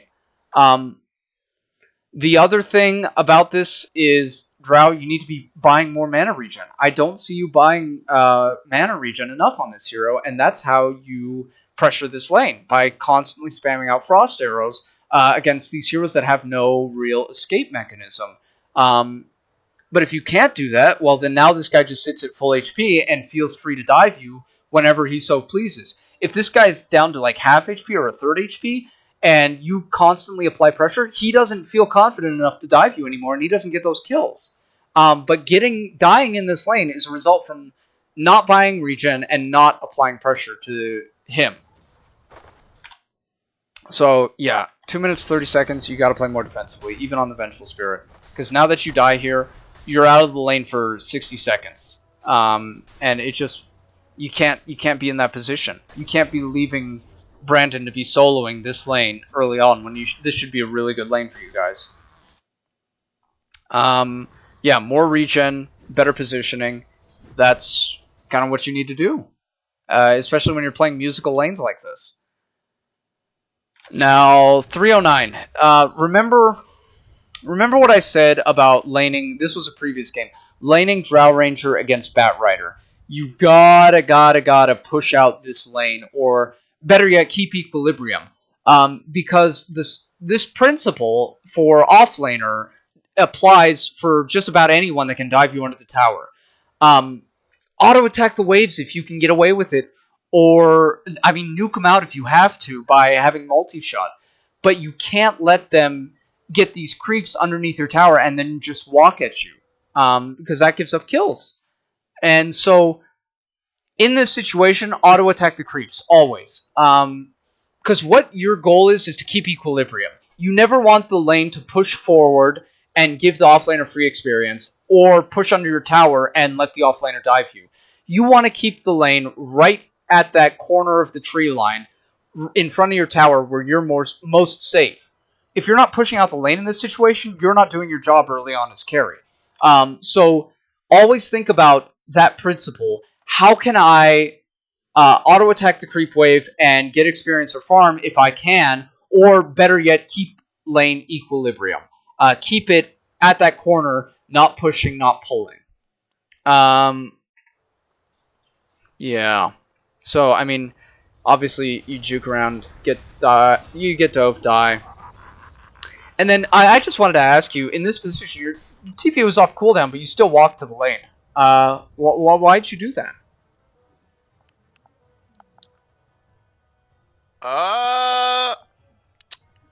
You know, I'm really not sure. I have no idea. I'm not gonna lie. Okay. Yeah, it's just something. Maybe I thought it was still on cooldown. Like maybe I glanced at it and I was like, oh, it's on cooldown. Like a second before I got up, then it came off cooldown. Yeah. I have no idea why I did this. Yeah, it's just, it gives them more of a level advantage now. So I mean, that just made everything even more rough. Oh, I think I remember. I think the concern was if they saw Brandon TP, they just dive him again. Well, I think it was they might swap again, and then it's I guess it's a little late to swap now. At 4 minutes it's really late to swap now. Yeah, I mean, because now you have 2 points in frost arrows and venge stun. Like, you don't really worry about the bat rider quite as much. So yeah, no, this is a good kill though. Just remember, a little bit more optimal skill usage is to use frost arrows and kind of get off an auto attack and then immediately multi-shot, which you did right there. Almost let him get away, and it was using it right after, like a little bit further into your attack animation. You could use it like maybe like a quarter of a second sooner, just to really secure that kill. Especially if like these supports are buying an early bracer or something like that instead of boots. If he was a little bit tankier, I think he would have gotten away because of the suboptimal skill usage. That's pretty much it, though. I think you did everything else fine. But now you gotta come to the understanding, like, okay, yes, you have the line out of the lane right now, but you can't trade hits against the Slaughter. He's fucking fat. He's got power treads, and you're like, I mean, right up against the lane, right up against the trees, when really you should be playing up in this corner over here, right? I mean, hitting it from max distance and harassing the Slaughter. Walking up towards him is what lets him get a kill on you. So I just want to like highlight this. This is fine. This is max range. You're getting off an auto attack. But now right here, you should be up to the north just a little bit more as soon as you see him pop this run, the sprint, and then being in a position to either multi-shot or kind of get, again, max range last hits off him so you can kite him out. Because you walked forward, you gave him the right clicks that he needed to get a kill on you. That wouldn't happen if you had positioned a lot better, deeper into this lane. And you need to realize that your positioning on Drow needs work, 100%. Because when you're against these melee heroes, you can't be giving them space to get on top of you or space to get kills. If you're against Ricky, for example, you want to be like butt buddies with this tower, getting this +3 armor, being underneath here so that people can TP in if they dive you, or your support can help you out. You never want to be out here where you want to be against a Slaughter that's Guardian sprinting around this corner. But again, it's just every single game is different, and every single game requires you to think about this and position accordingly. So I mean, the Venge gets a kill, which is fine, but there's no reason for him to get a kill on you there, and that could have been avoided. Yeah, again, it happens at 6 minutes and 30 seconds again too. Like, you have no boots and no reason to be right next to the creep wave instead of underneath your tower. Against these super mobile heroes, don't bother getting a second Wraith Band. Maybe just get the Slippers or something like that if you really need it. You need boots to survive these lanes.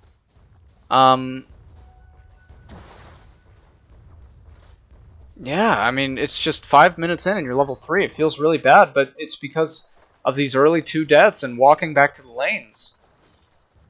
So, I mean, I think Boots really helps you out because it's like that puts you on par with Slardar's movement speed after that.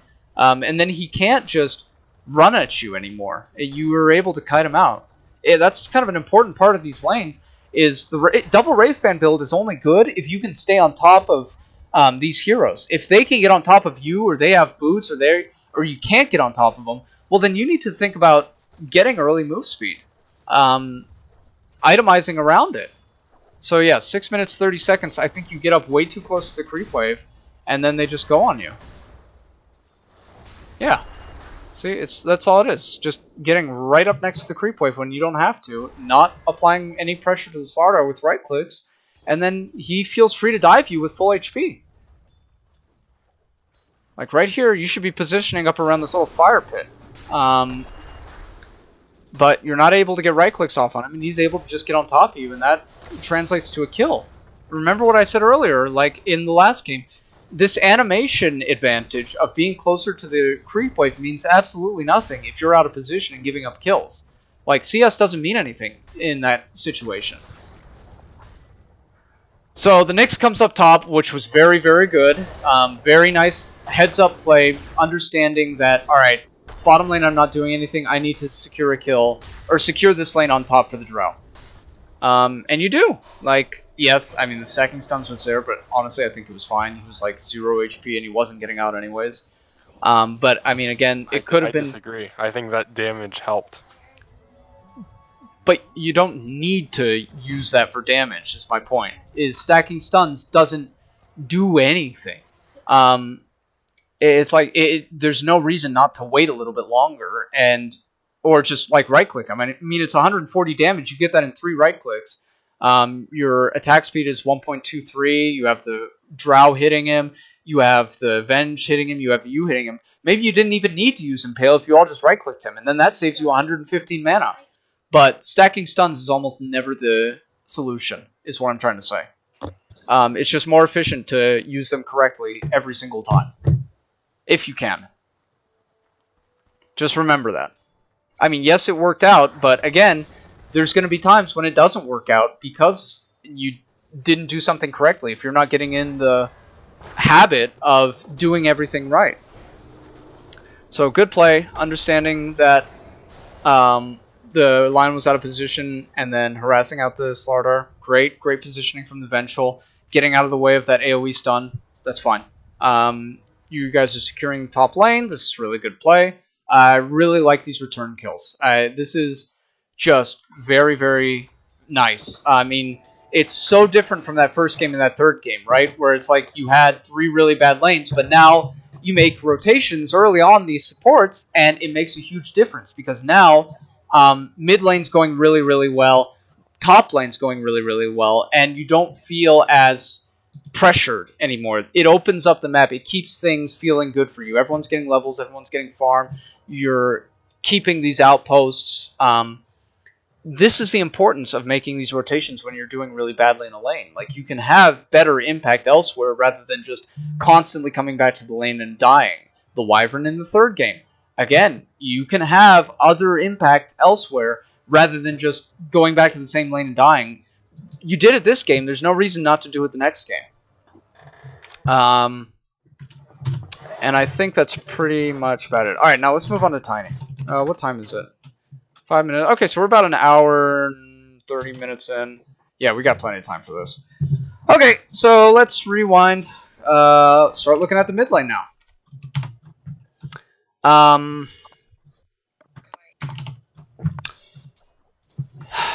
I think this was really well done, honestly. I like this mid lane, this Tiny versus the Alk. I don't think Alk can really do a whole lot. I mean, you played it very, very well, all things considered.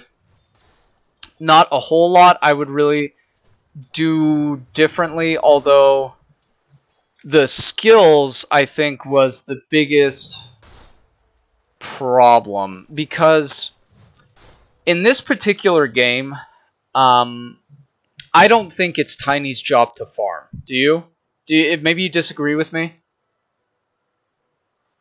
Adam? Sorry, say that one more time? I don't think it's Tiny's job in particular to farm this game. You've got a Drow Ranger and a Legion Commander, both heroes that need items. And I think you needed to make kind of early rotations and kill people. Oh, yeah, no, I mean, I was saying that a lot during the game. I just wanted to make moves. As soon as I was sick, as soon as I had the Mask of Madness, I just wanted to get stuff done. Good. So I was really strong. Right. Perfect, right.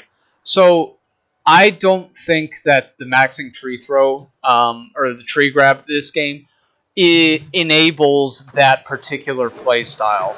Especially in lane versus the Alchemist. Because yes, you need at least a point in it, just to outlast hit the Alch, just to, I mean, secure this lane and do stuff. You know, it's pretty value just having the tree throw active. But I would have liked to see you put more points into Toss and more points into Avalanche. Particularly because in these early levels versus the Alchemist, if you force him to buy regen, it delays all of his items a lot. And then the other thing is, you made a couple of really cool plays that I like to see from Tiny's, which is the toss back onto the creep wave. It doesn't do nearly as much if you don't have more points in Toss and Avalanche.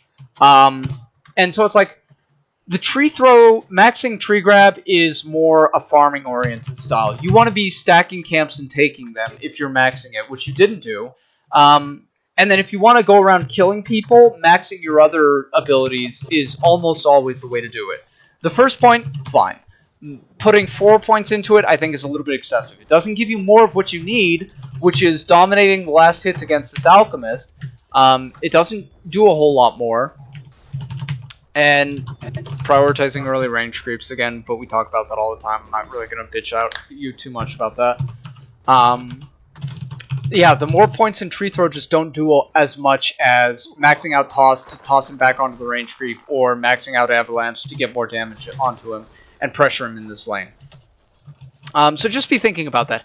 And also, it kind of makes your rotation suffer as well. If you have tree throw and you're trying to kill people, because you don't do as much damage with the Toss Avalanche combo. The first rotation you had up here with the Haste Rune, I think both of them die 100% if you had maxed these out instead of tree throw. So that's just something to think about. Yeah, this lane was played pretty decently. I think you won it, hands down. It's kind of the nature of the hero, though. But you just gotta be prioritizing the range creeps a little bit more. Yeah, and that's pretty much it. I liked your rotations. I liked what you were doing. I think you contested his camps a lot, which was good. Yeah, nice little toss back. But now, hang on. This is what I want to talk about. So, number one, if this is level 2 toss, it does a lot more damage, right? I mean, 70 plus 30% of that, which, I mean, pressures him all the harder. But then B, I don't know what the range on this actually, if it's long enough to go back to the range creep or not at level 2. But you don't want to be throwing it into the melee creeps per se. You want to be tossing him into the range creep to get him underneath the tower to tank more hits from that tower. I think actually... Yeah, I don't think it reaches that far until level 3 or 4. I think maybe even 2, honestly. I mean, yeah, because you get an extra 100. At max level, and blink range is like edge of tower right here. I mean, because you went back to the second creep wave. Let me see. 50 range is about the diameter of a hero. 100 range is what you would have gotten with level 2 toss. So, I mean, like a 1 mouse cursor, 2 mouse cursor, 1 mouse, 2 mouse cursor, 1 mouse cursor, 2 mouse cursor. No, so 100 range is just almost exactly from the second melee creep to the range creep. So I think if you put another point in toss, you could have gotten him back onto that range creep and then underneath the tower for at least a couple of hits. And that would have made your early lane much, much better. You might have even gotten a kill on him, actually, if you had been able to do that. The extra damage from the toss and then the tower shot damage. So just keep that in mind. It's not necessarily always good to go for this farming-oriented style, especially when you're not stacking camps.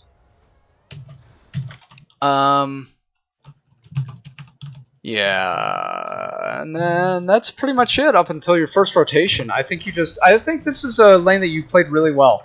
You knew what to do on Tiny for the most part. You made good rotations for the runes, made sure that you were in position for it, You didn't go for a bottle, but I think that's fine. You bought plenty of regen for your lane, which was the most important thing. And just the pressure that you put on the Alk was fine. It was great. You won the lane.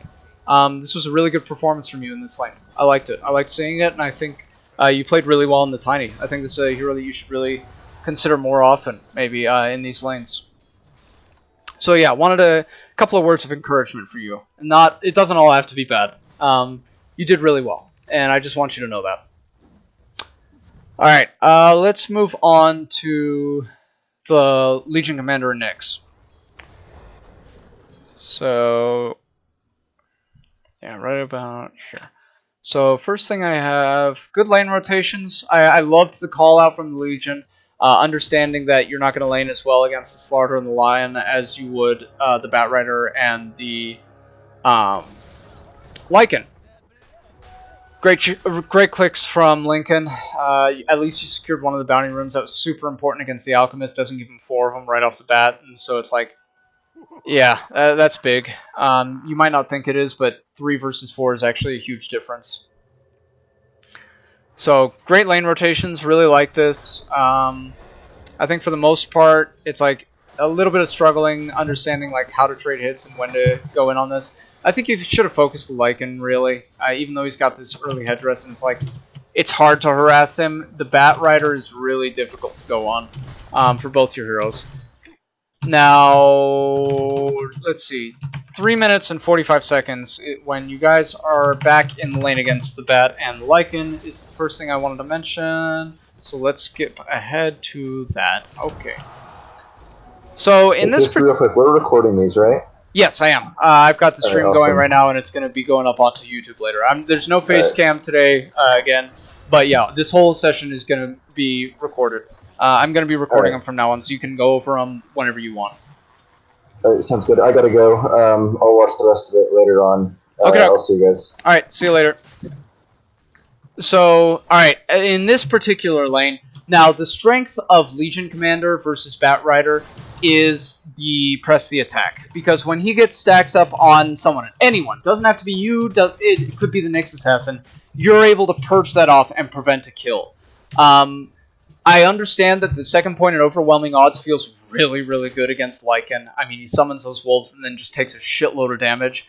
But preventing the Batrider from getting kills is extremely important. So I think the skill build this game should have been like 1-1-1. Because you guys can split up and avoid these sticky napalms, and then that forces Bat to go on one person. And in those situations, press the attack can be the difference every single time between dying and not dying. So yeah, just a skill build. Consider these kind of things.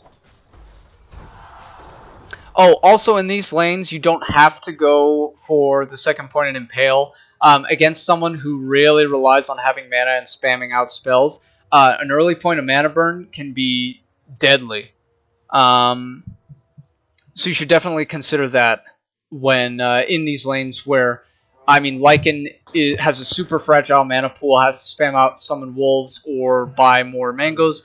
Batrider has to spam out sticky napalm and stuff. And if he can't, he doesn't do anything in the lane. So consider maybe like a 2-1, skipping the Spike Carapace, which doesn't do anything in this lane, right? I mean, Dev, I showed you my record on Nyx. I mean... Right. I mean, I understand you're not comfortable, but, I mean, honestly, it should just be thinking about the skill build. Spike Carapace doesn't do anything in this lane, right? It's very low DOTs that don't really suffer from a 0.6 second stun. It doesn't do anything until you have it maxed out. I think the build this game was 2 points in Impale and then Mana Burn, so you can just constantly blow out this guy's mana and prevent him from going on you, and then trade hits with the Lycan afterwards. But it's whatever. I mean, it ended up working out because of the rotation. Spike Carapace actually was better. But again, these are just things that come with experience that you don't have right now. So, just think about these things, though. It doesn't take experience to think about the interactions of spells in a lane, but you need to just consider these things logically, I guess, is all I'm saying. Alright, after the first death on Nyx, I think you should have just thought about rotating top immediately. Legion does fine in this lane. Solo, especially. It's so easy, because if they go on her with the Batrider, she just purges everything off. If they can't go on her with the Lycan, because he's so slow, he just does really, really well in this lane. It was a great pick. So after the first death, I think you should have thought about rotating top immediately. It would have been fine for you to be level 3 up there. Good rotations for the bot runes, though. Very heads up, leaving the second one for the Nyx. Yeah, and at this point, Legion needs to solo the game. Any more coming out here is just feeding.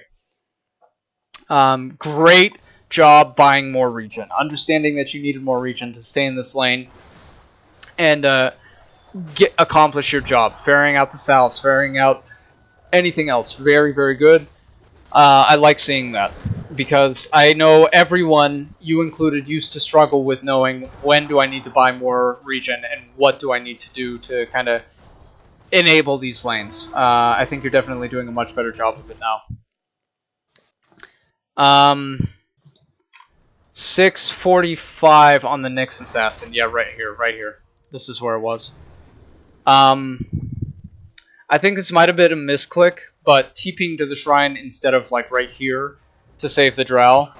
It was a misclick. Okay, yeah, alright, so you know. Yeah, it just, you would have saved the drow had you been there at the T1. But the rotation works out well. It just very, very good leaving the lane to Legion.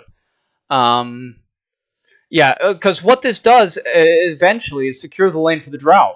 It turns one bad lane plus one okay lane, which was bottom, into two great lanes, because now LC's getting twice the levels and the same amount of farm. You're getting kills and farm now because of that movement. You're stacking, you're being efficient in all of the lanes, and that's extremely important.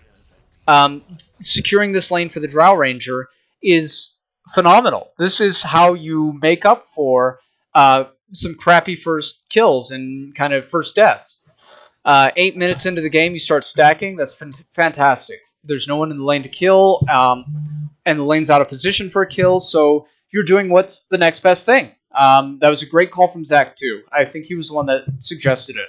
So, again, being up here is securing the lane for the Drow. Very, very important. I loved this rotation from the Nyx. Good job for that. And then Legion. Really loved the skill build from the Legion later on.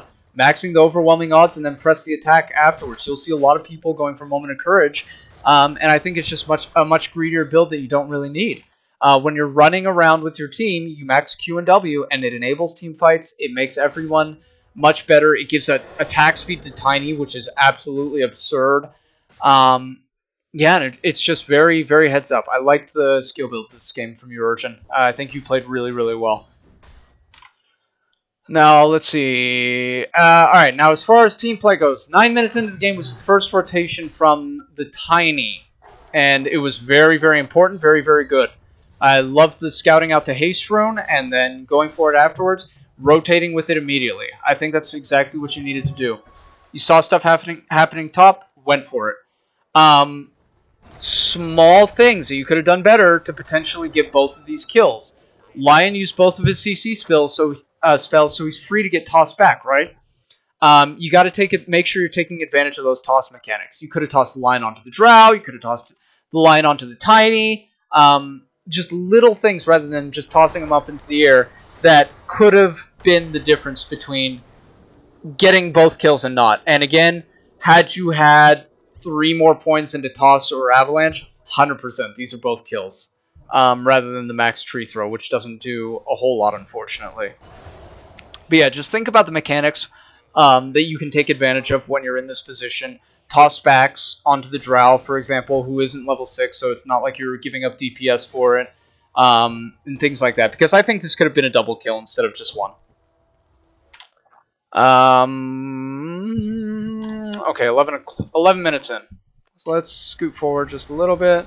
Good pressure onto the tower, tossing him back into wave. Fantastic. This is really good. I think you understand the mechanics of Tiny. It's just about practicing them now and getting used to the muscle memory and positioning your mouse and your vision of throwing people back and stuff like that. It's just great.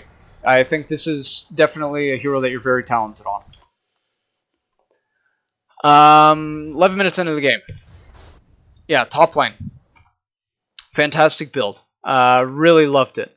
And you see the difference that these skill builds can make when you do it correctly in these lanes.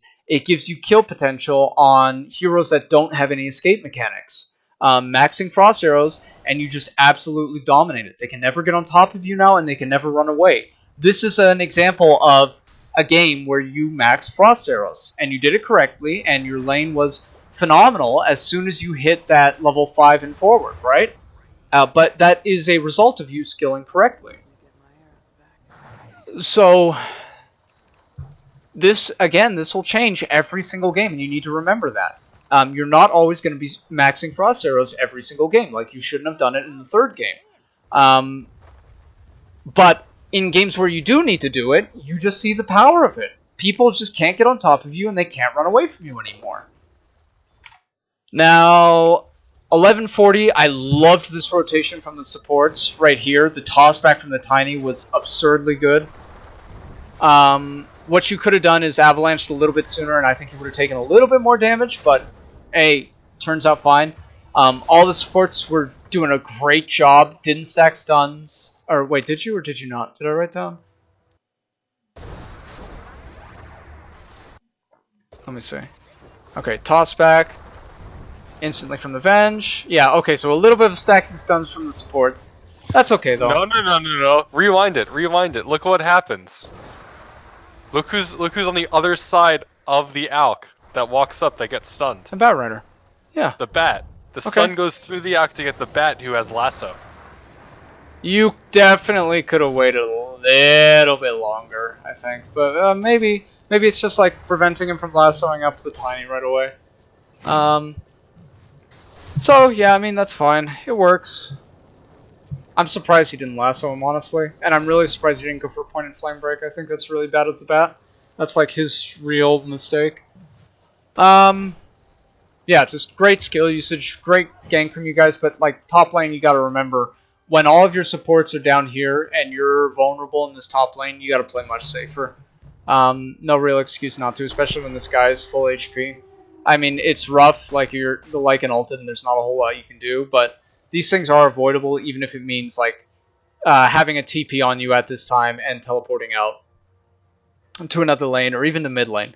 Or maybe just going down here and farming the jungle. Just other things that you can do rather than just staying in lane alone against a full HP offlaner and giving up a kill. Okay, let's scoot forward a little bit to 13.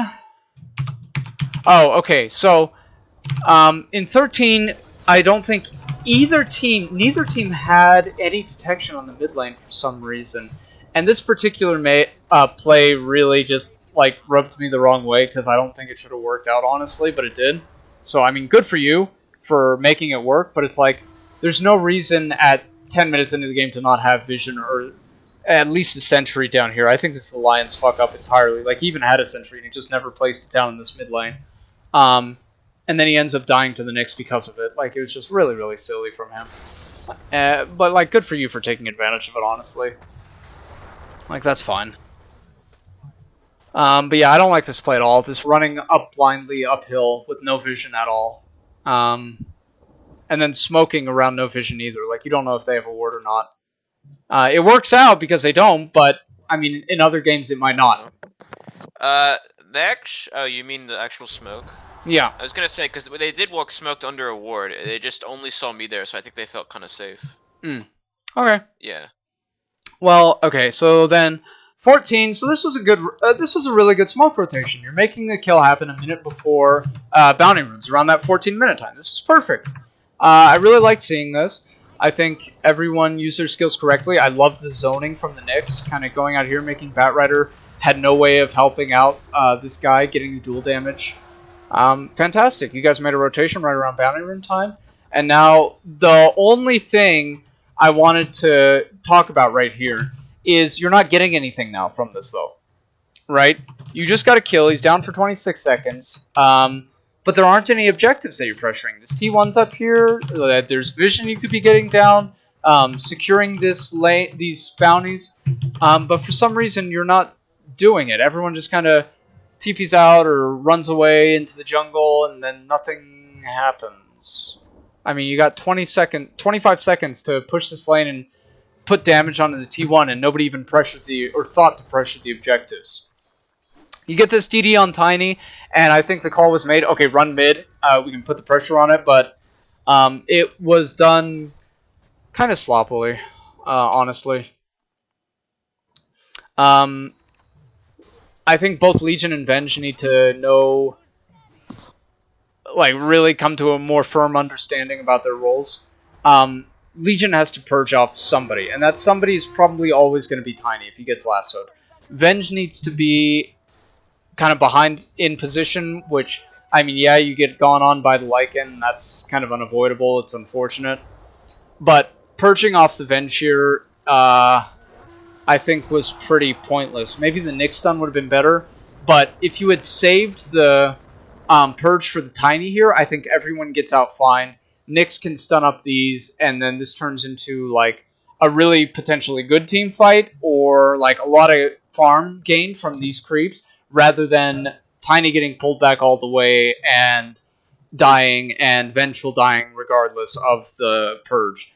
So saving spells for their purpose. In this particular case, it was press the attack and swap for the Batrider lasso, and nobody did it. And Tiny just ends up getting pulled back and dying here. I don't think it needed to happen. You never really want to save this Vengeful Spirit in that position.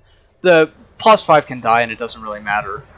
And then it's like Lycan's super far out of position anyways.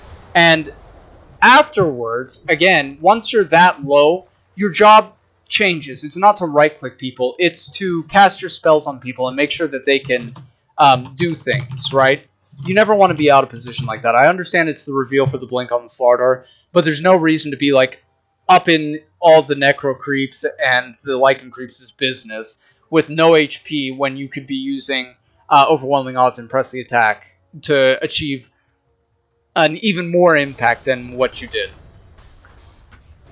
So just understanding positioning and how that changes when your HP and everything is going down or going up. I mean, if Legion was full HP there, maybe it's fine and he can frontline.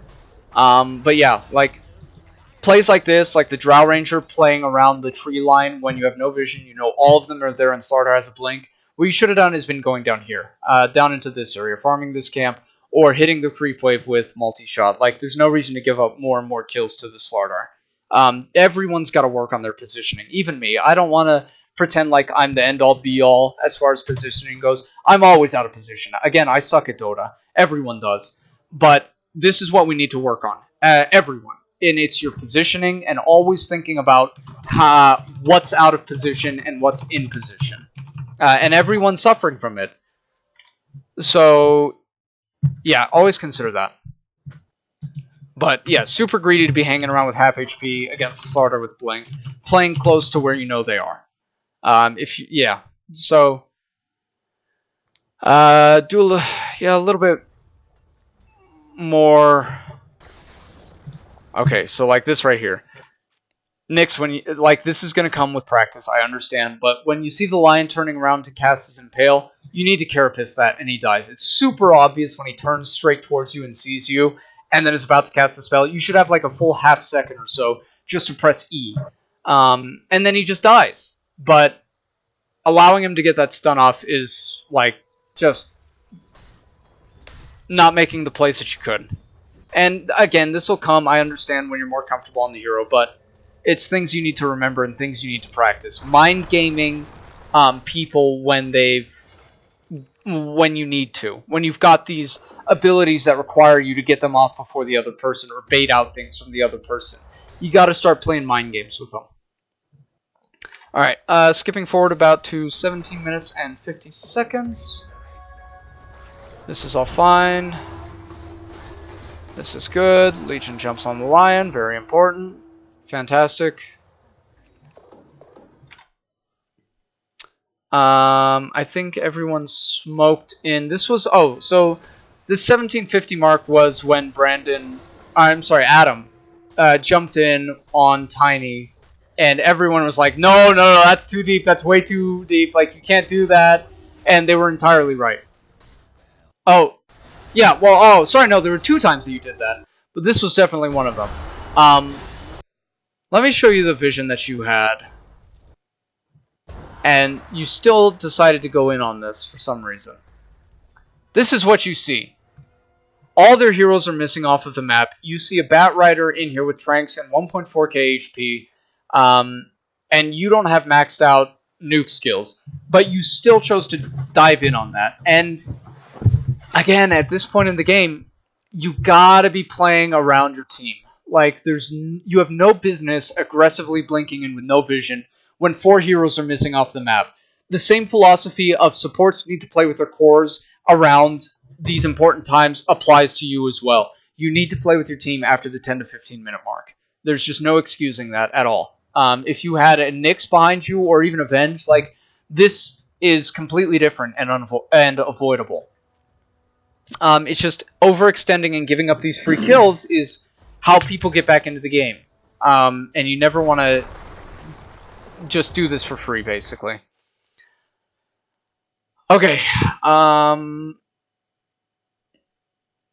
Yeah, I mean, okay, then 1838 on the Nyx, like, there was a little bit of some sloppy play coming out later on in this game. Especially on the Nyx, where it's like, you see the Necro 3, you know that they have True Sight, and you still just walk up to them and feed off a kill regardless. Like, it's just, you're asking to die. You see all these heroes right here, and your first thought process cannot be, oh, I'm just going to walk up to this Necro 3 in vision and do what? You just get hexed up and die. So, I mean, just completely unavoidable. It's just chain feeding right now. This was a great play. I love this. Going on the Lycan, understanding that the line had used all the spells and immediately taking advantage of it. Feels pretty bad, though, that the Tiny just dies, respawns, jumps in, dies again, right? I mean, I think this could be changed a little bit if everyone was on the same page and playing equally. That was really funny, actually. I loved seeing that. Now, the spell usage. I loved seeing this. Everyone finally kind of understood their role, right? The Vengeful came in, defensively swapped out the Venge. We got Press the Attack on the Drow Ranger. Perfect. I mean, everyone's using things correctly, and it feels good, right? All of a sudden, like, Slardar doesn't get these free kills anymore. Now he's getting punished for it because you're actually using all your spells correctly. And you're using it in combination with your team. This is fantastic. You guys are doing what you need to. Very, very nice. Now, 20 minutes. You guys got to rotate for the bounties. It was good enough, I think, the rotations for the bounties at least. But the problem was Tiny wasn't very involved in it. And if, for whatever reason, the Radiant wanted to contest them, I think they definitely could have. You guys totally could have gotten punished. Around this 20-minute mark, yeah, it's like, it's good that the Drow was going for this one. Venge got this one, Nyx got that one, but Tiny needed to be there with his team. And Legion, well, I mean, Legion was positioned properly, I think. Doesn't have to be on the rune. He can counter-initiate. He can do whatever. He can even save the Venge if need be. I think this could have been punished, the one who got the rune. Oh, it was. Oh, was it? Oh, fuck. Well. Yeah, I think it was. Yeah, Urgent got the rune and then went up to go farm the camp. Okay, so yeah.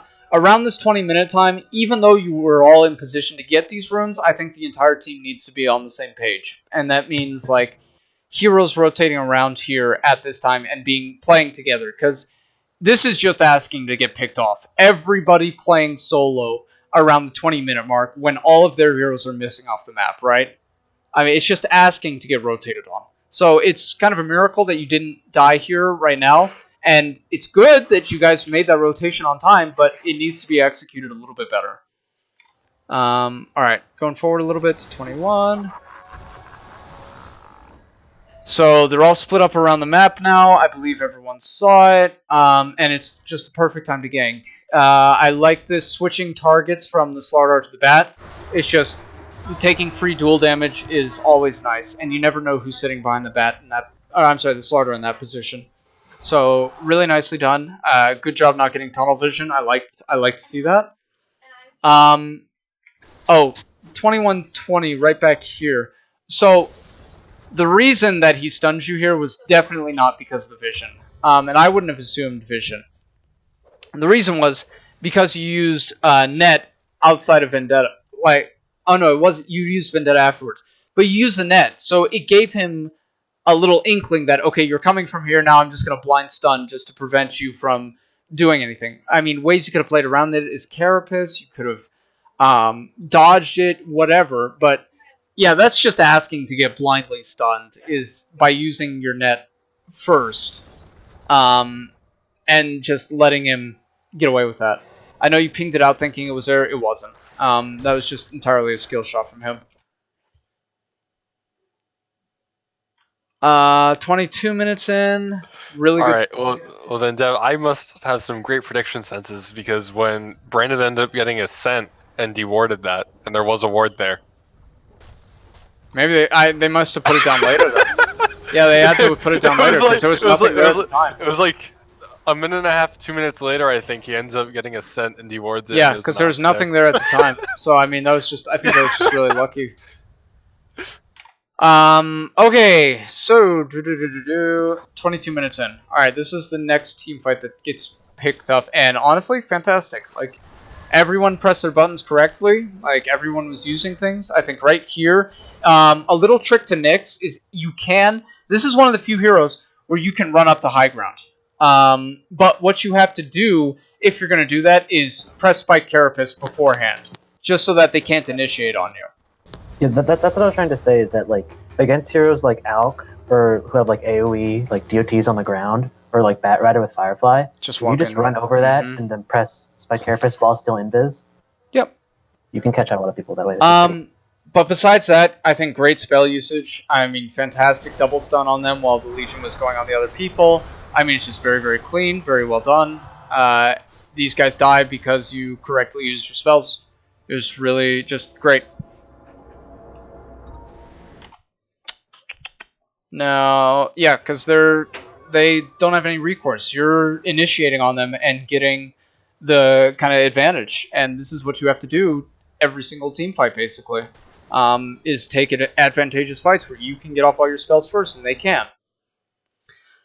So, 2352. I figured out what happened with that weird-ass toss interaction.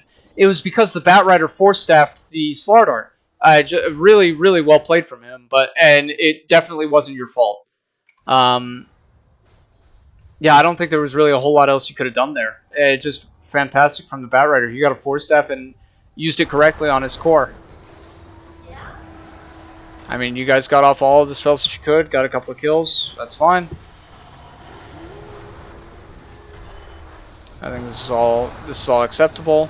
Tiny goes in. He was gonna die anyways. That's fine. Oh, right here. Alright. This is what I wanted to talk about, though. Because I remember you were using your clumsy net so much earlier on, and then you just kind of forgot that you had it. Right here, this guy dies 110% if you get a stun off on him. Because you can kite him out now. He's out of his ulti. He can't do any damage to anyone. But missing the stun there kind of costs you. So just don't forget that you have neutral items. You have a clumsy net to set up for your stun if you don't have anything else, right? And then you stun him up there, Drought can come back in, start smacking him, and that's another kill. I think the biggest part about missing that was that I ended up hitting the creep. Yeah, right, the necro creep. Yep, totally. Honestly, even though you did, I think that's fine too, though. Because it's not like the Lycan could really go on you. You still had Carapace up, and that prevented the Drow from killing it with multi-shot. So I think this was definitely a kill if you still got the stun off on him. But yeah, just don't forget that you have Clumsy Net. Like, neutral items, take advantage of them if you can. Okay. And then 25 minutes in. Loved this from Brandon. Very, very nice. That decision to just get a salve and keep farming. Very, very good. Because, I mean, I still remember games where you wouldn't have made that call. And I'm very glad that you're learning from that now. Like, efficiently just being able to hit creep camps and ferry out a salve, because it's so much better. You're able to take an ancient camp quicker now. You're going up in levels. You're getting a lot more farm. And it's all at the cost of 110 gold rather than walking all the way back to the fountain and then teleporting back out. Just really, really great. I'm glad to see you doing that instead of the alternative. I think this was a fantastic call. Yeah, 25 minutes in, it was kind of unfortunate that no one was really in position for the bounties besides the top one, but I mean, you can't really do a whole lot about that there. The first hit bash. Yeah. Yeah. It's just... Yeah, you gotta try and get off your skills if you can, but it's like, when you get fucked like that, it's hard. Anyways, further on, so like, around this 26-minute mark, I'm like... There's going to be another team fight here, and I'm 100% sure that the reason Alchemist is so shit in this meta is that the hero just gets picked up and wants to farm for 30 minutes. And when you give up team fights like this for free, 4v5, and losing them constantly, you're just going to lose the game 99 times out of 100. Any other mid that actually fights this game, and I think it's 1,000 times harder for you guys to win. But no, taking a team fight here and getting kills is super important. Like, I mean, winning this team fight is fantastic. You guys are just outplaying the fuck out of them right now. Yeah, and really good call from Brandon to pressure the tower. And I know it's about time for you guys to get some objectives for the kills you've been taking. It feels like you haven't really gotten too much. It's 27 minutes in, and it's like only 2 T1s are missing. So yes, I think Brandon made the call right around this time. Just go pressure the tier 1. There's no real reason to, like, be back here on all the cores. Go with him and pressure, get an objective for your hard-earned kills. You got 40 seconds with no Lycan. Like, this tower should go down so much faster if everyone was there. Immediately, rather. It goes down anyways, but it's like, it's just delayed by like 10 seconds, really, because everyone kind of hesitated. So yeah, listen to your shot caller. Basically, it doesn't matter who it is, but listen to them. 28 minutes. Oh, this was the second time that Adam kind of blinked in onto high ground, or into no vision, and got punished for it. And everyone called it out. I'm glad to see that understanding, but it's like, yeah, you can't make this play. And if you are going to make this play, you need to pop BKB right away so that line doesn't just hex or stun you. Because it's like, what was I saying? The best time to use BKB is 0.1 seconds before you're in range of a stun. And what that means is popping it first, then blinking it in. Because that's 0.1 seconds before the lion stuns you. So, this initiation is okay. Like, it's not great, though. It's not what you want to be doing. You don't want to be blinking in underneath their high ground with no vision and taking an disadvantageous fight where you just get CC'd the entire time. But part of that had to also do with the Vengeful Spirit being a little bit out of position. In these team fights, on Venge, you just want to be throwing out as many skills as you can and swapping people in and out.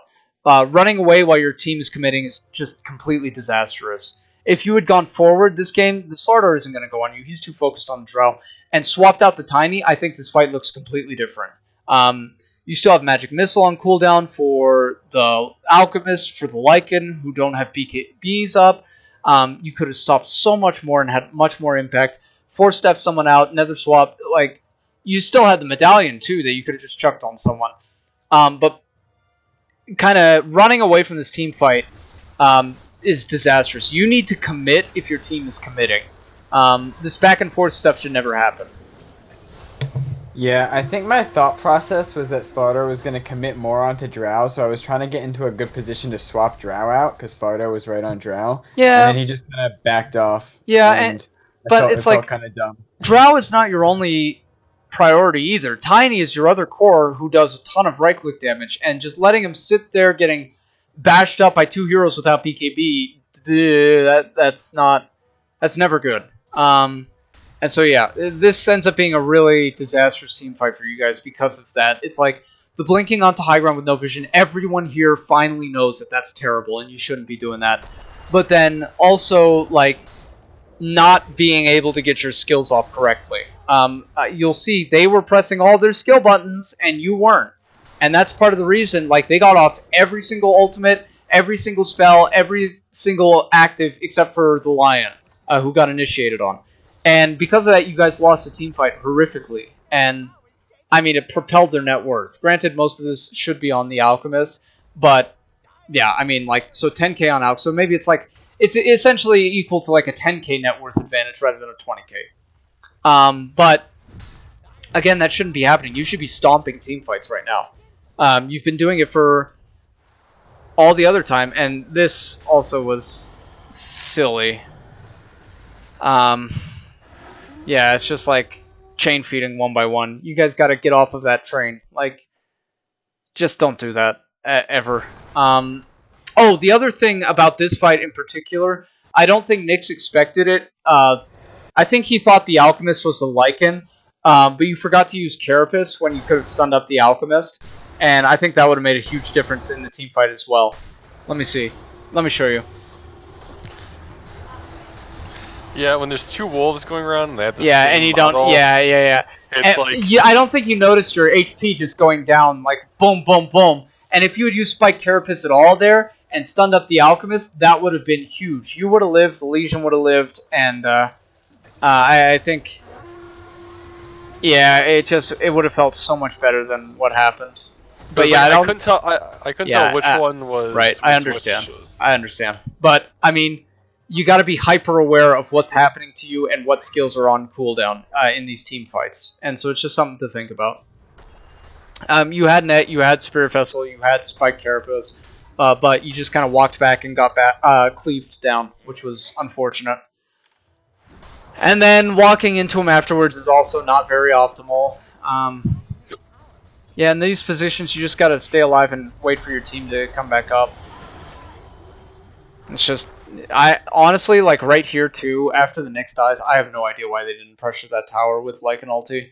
They should have, honestly. They had all 5 heroes up. Like, they could have taken a Rax even, maybe, if Nyx didn't buy back.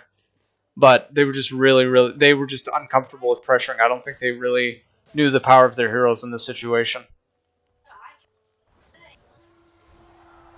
Okay, 30 minutes. Yeah, it's like, because of that really bad team fight, it's just, you gave up. Well, I mean, you still got a outpost, which maybe it was their fuck up by not taking it, but I mean, you should have been punished much, much harder.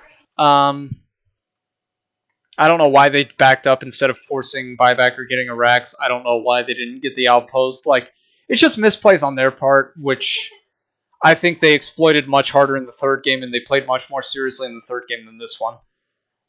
They really just didn't pressure as much when they were strong. All right, skipping forward a little bit to 33. Urchin was making some amazing plays. Just really great jumps and solid follow-up from everyone. So right here, it feels kind of bad because you're all confined, but skipping forward up to 33, right around here. So just noticing that the Lion is a free kill right here is fantastic, because he's part of the reason why it's so hard for you to get duels off in the first place, is that absurd amount of CC. The Hex, the stun, everything. And targeting him, jumping him first in these fights is great. It feels awesome, and you really took advantage of them being out of position and not being able to respond to you. I can't commend this enough. It's just very clean, very good play. Yeah, solid follow-up. And then I liked the smoke as well that you guys are about to do. Top needs to get pushed out, though. I think that was the only downside to this, is that this lane needs to get pushed out. But understanding that the Bat Rider is dead and this is the time to make a team fight happen is very, very nice. Because he can't be there anywhere, really. He didn't go for bots. He doesn't have anything to go for. And so getting this kill right away is phenomenal. And then immediately after that, just what do we have to do? Pressure objectives. Roche isn't up, so what's the next thing that you have to do? Go down a lane or get vision, get outposts, things like that. I think everyone just did it very, very well. I liked the coming together as a team after this. Now, 35 minutes, it was kind of some meh rotations for the bounties. I don't think anyone really emphasized it. I would have liked to see some really, really aggressive play around them. Now the Lion's dead and it's 4v5, but nobody really did it. And you just gotta remember, around these 5-minute intervals are when you need to be rotating, when you need to be making plays, going aggressive, securing good wards, deep wards, making sure that you can take over parts of the map around this time. So, I mean, yeah, you kind of have this in mind, but it's like, I mean, everyone, like, went up here for some reason at the 35-minute mark. And if they were in position bottom, they just get both bounties, and that's an alchemist on their team. So I think you need to be in position for these 35-minute ones, always. And I just didn't see it happen for this one. It was like the first little slip up for the last 10, 15 minutes. I think. Go ahead. I think our mindset around that time was that we saw the Slardar up top, and we were trying to go for a pickoff on the Slardar. Yeah. Because like he's like we had division up down on bottom. We had that secured up, so we would know if anyone was moving there. But we saw the Slardar like caught out basically. Well, then make an aggressive rotation up there. Like go with 5 heroes and commit to it. Don't just skirt the edge of your jungle and then give up a bounty rune on bottom because you just don't want to feel like doing anything. You gotta kind of play with some conviction. Now, 36 minutes, right about here. Alright, so remembering your job, Vengeful does use the swap to cancel out the lasso eventually, but I would have really liked to see it right away. Like when Tiny's jumping in here onto the low ground with no vision, again for the 3rd time in the game, you got to be in the mindset, alright, I got to save this guy. Like, this, oh my god, I don't know what he's doing, but I need to, like, prepare Nether Swap. And that means, like, getting your finger ready to press it on him, like, as he's jumping in like this. So, swapping him out, like, immediately should have been the priority. Like, good of you to still do it, but I think it could have been done a lot sooner. Besides that, everyone's just playing very cleanly. I love the toss forward. It punishes this guy. Very fucking sexy use of those chain stuns. That's how you do it. That's how you make sure that he can't get off anything. He can't make anything happen and his team can't save him. That's what you do. You chain up the Avenge stun into the Nyx immediately before it expires and then Legion Duel right after that. Perfect job maximizing your stuns. I want to see more of that. That was just very, very, very clean, very well played. Yeah, I mean, Lycan just completely, just throws this game, honestly. He plays so badly. But, again, this is why I like the Legion versus Lycan matchup so much. There's just no way for him to kite around fights or escape with his ultimate. Like, Duel punishes him constantly at all points in the game. Like, he built like a fucking retard. We'll leave it at that. Manta style on Lycan is beyond retarded. But I think this is just the result of a very, very heavy outdraft this game. Everyone played their heroes very well, and I mean, again, Lycan is just going full fucking retard right now. And like, you put down a sentry on the Vengeful, and yeah, this is kind of unexpected, seeing the Lycan in ultimate form, like on his high ground, bum rushing you at all costs. But like, I think it was handled very well, and I think everyone just commits to the fight right now, which you do. Everyone heads back because this is retarded from them. They're just walking up the high ground with absolutely no vision and taking a bad fight without their alchemist. This is stupid.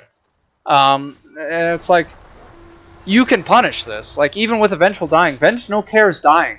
You still got the illusion, you've still got the passives and everything like that, and you just get the duel up, Tiny pops BKB, starts hitting people, CCing up the Lycan. Now his ultimate fucking gets popped off because he did it so early and just bum rushed you.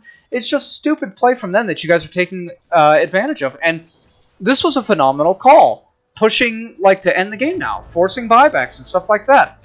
I know I kind of chimed in against the rules and, like, told Avenge, buy back and run, but in this position, when you get kills on people like that and you're calling to end the game, you need to, like, buy back immediately on the support and be there.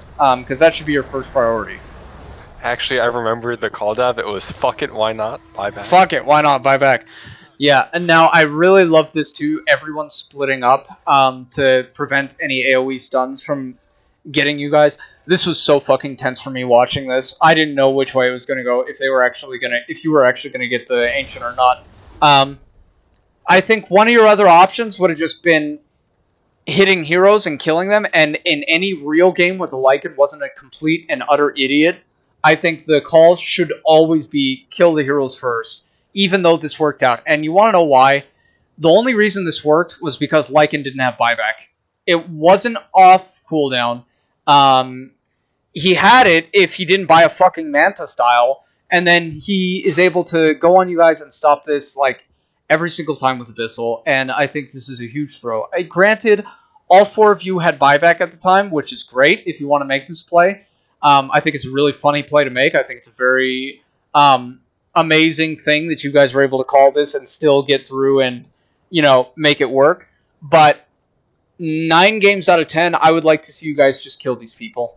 Honestly, there's really no reason not to. All their BKBs are popped already. Like, they don't have anything. There's no lasso. There's nothing. Like, they just dropped the ball so fucking hard. And so the easy way to take advantage of this situation, stop hitting the Ancient, focus on, like, the Slardar first, the Batrider next, and then the Alchemist last, as soon as the BKB wears off. And this is a one game, no way, regardless. But when Lycan hasn't bought back and you're not sure if he has buyback or not, the safe thing to do is always kill the heroes. You just kind of got lucky that he went full retard and didn't save for buyback and bought a fucking Manta style.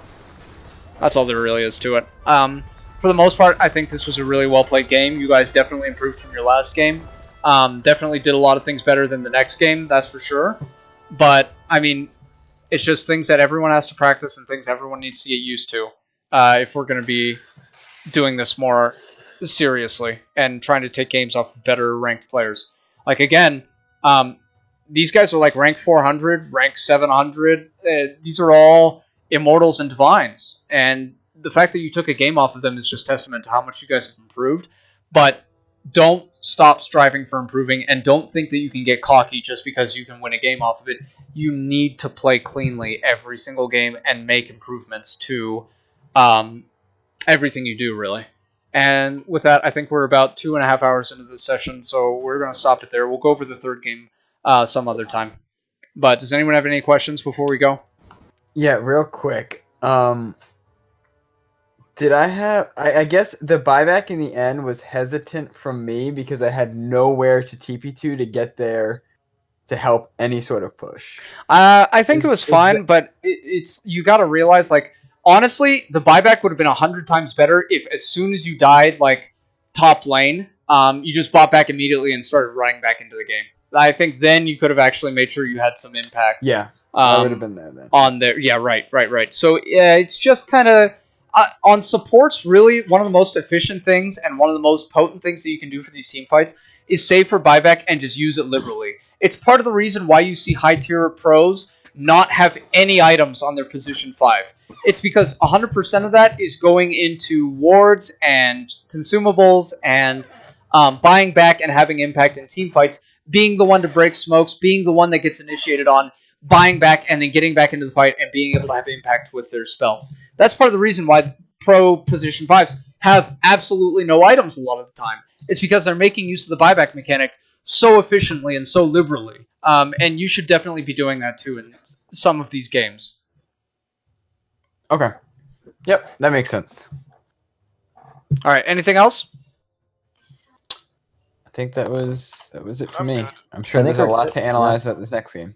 Yeah, Oh, definitely.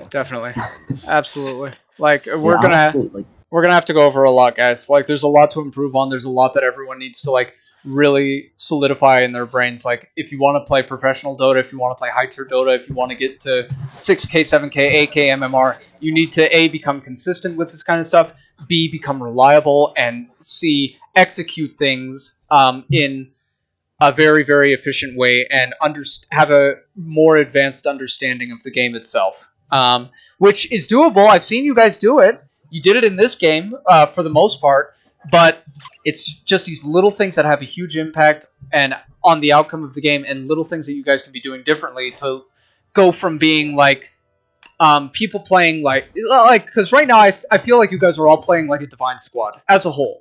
All of you are playing like kind of maybe like a high Divines. And if you want to take that next step to consistently beating Immortal teams or playing like Immortals and things like that, just it's these little things that I talk about that you need to take seriously and you need to change. Yep. Makes sense. Yeah. Yeah, becoming more consistent, I think, is absolutely consistency. We need to work on. Consistency is one of the biggest blessings of Dota 2. Like, it is the biggest kind of differentiator between someone who is divine and someone who is immortal, or someone who is immortal 1k and someone who is immortal 100. It's the consistency of, do they skill correctly? Do they pick correctly? Do they play correctly? Do they position correctly, consistently, and all the time? And the rate of consistency will differ vastly between different brackets. And if you want to get better, you need to become more consistent. That's all there is to it, really. Makes sense. Yeah, makes sense. And also, I think like this game is similar to that one game where like the team went Mars mid. I think they just they got cocky. They absolutely did. I think absolutely. They went for a meme draft, really. Like the Alchemist and 4 heroes that have Axe. Like the Lycan Alch strat was really, really funny on Reddit, but I mean, I don't think it's... I think it's terrible. I just think Alchemist period is terrible this patch. But they felt free to mess around, and this is a great lesson for you in the future. They felt free to mess around in a game against lower-rated opponents, and they got punished for it. You completely punished them. And that will happen all the time. You'll lose games that you shouldn't have because you don't take games seriously, and you don't draft seriously, and you don't play seriously. You build things like Manta style on Lycan. Just avoid these mistakes, and you will not have these losses as you improve as players. I promise. Cool. All right, guys. All right.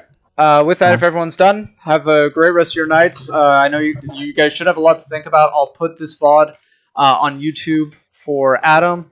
And yeah, we should be good to go over this next third game later. And about payment stuff, I can message you after this, Dev. Oh, cool. All right. Thank you very much. Really appreciate it. Or actually, if it's easier, I can just call you one-on-one. That's your right. That'll work too. All right. Thank you very much, guys. I'm going to end the stream now and upload it to YouTube. So, yeah. Awesome. All right, thank you. Thanks, Thanks, Dan. Take care, guys. Take care.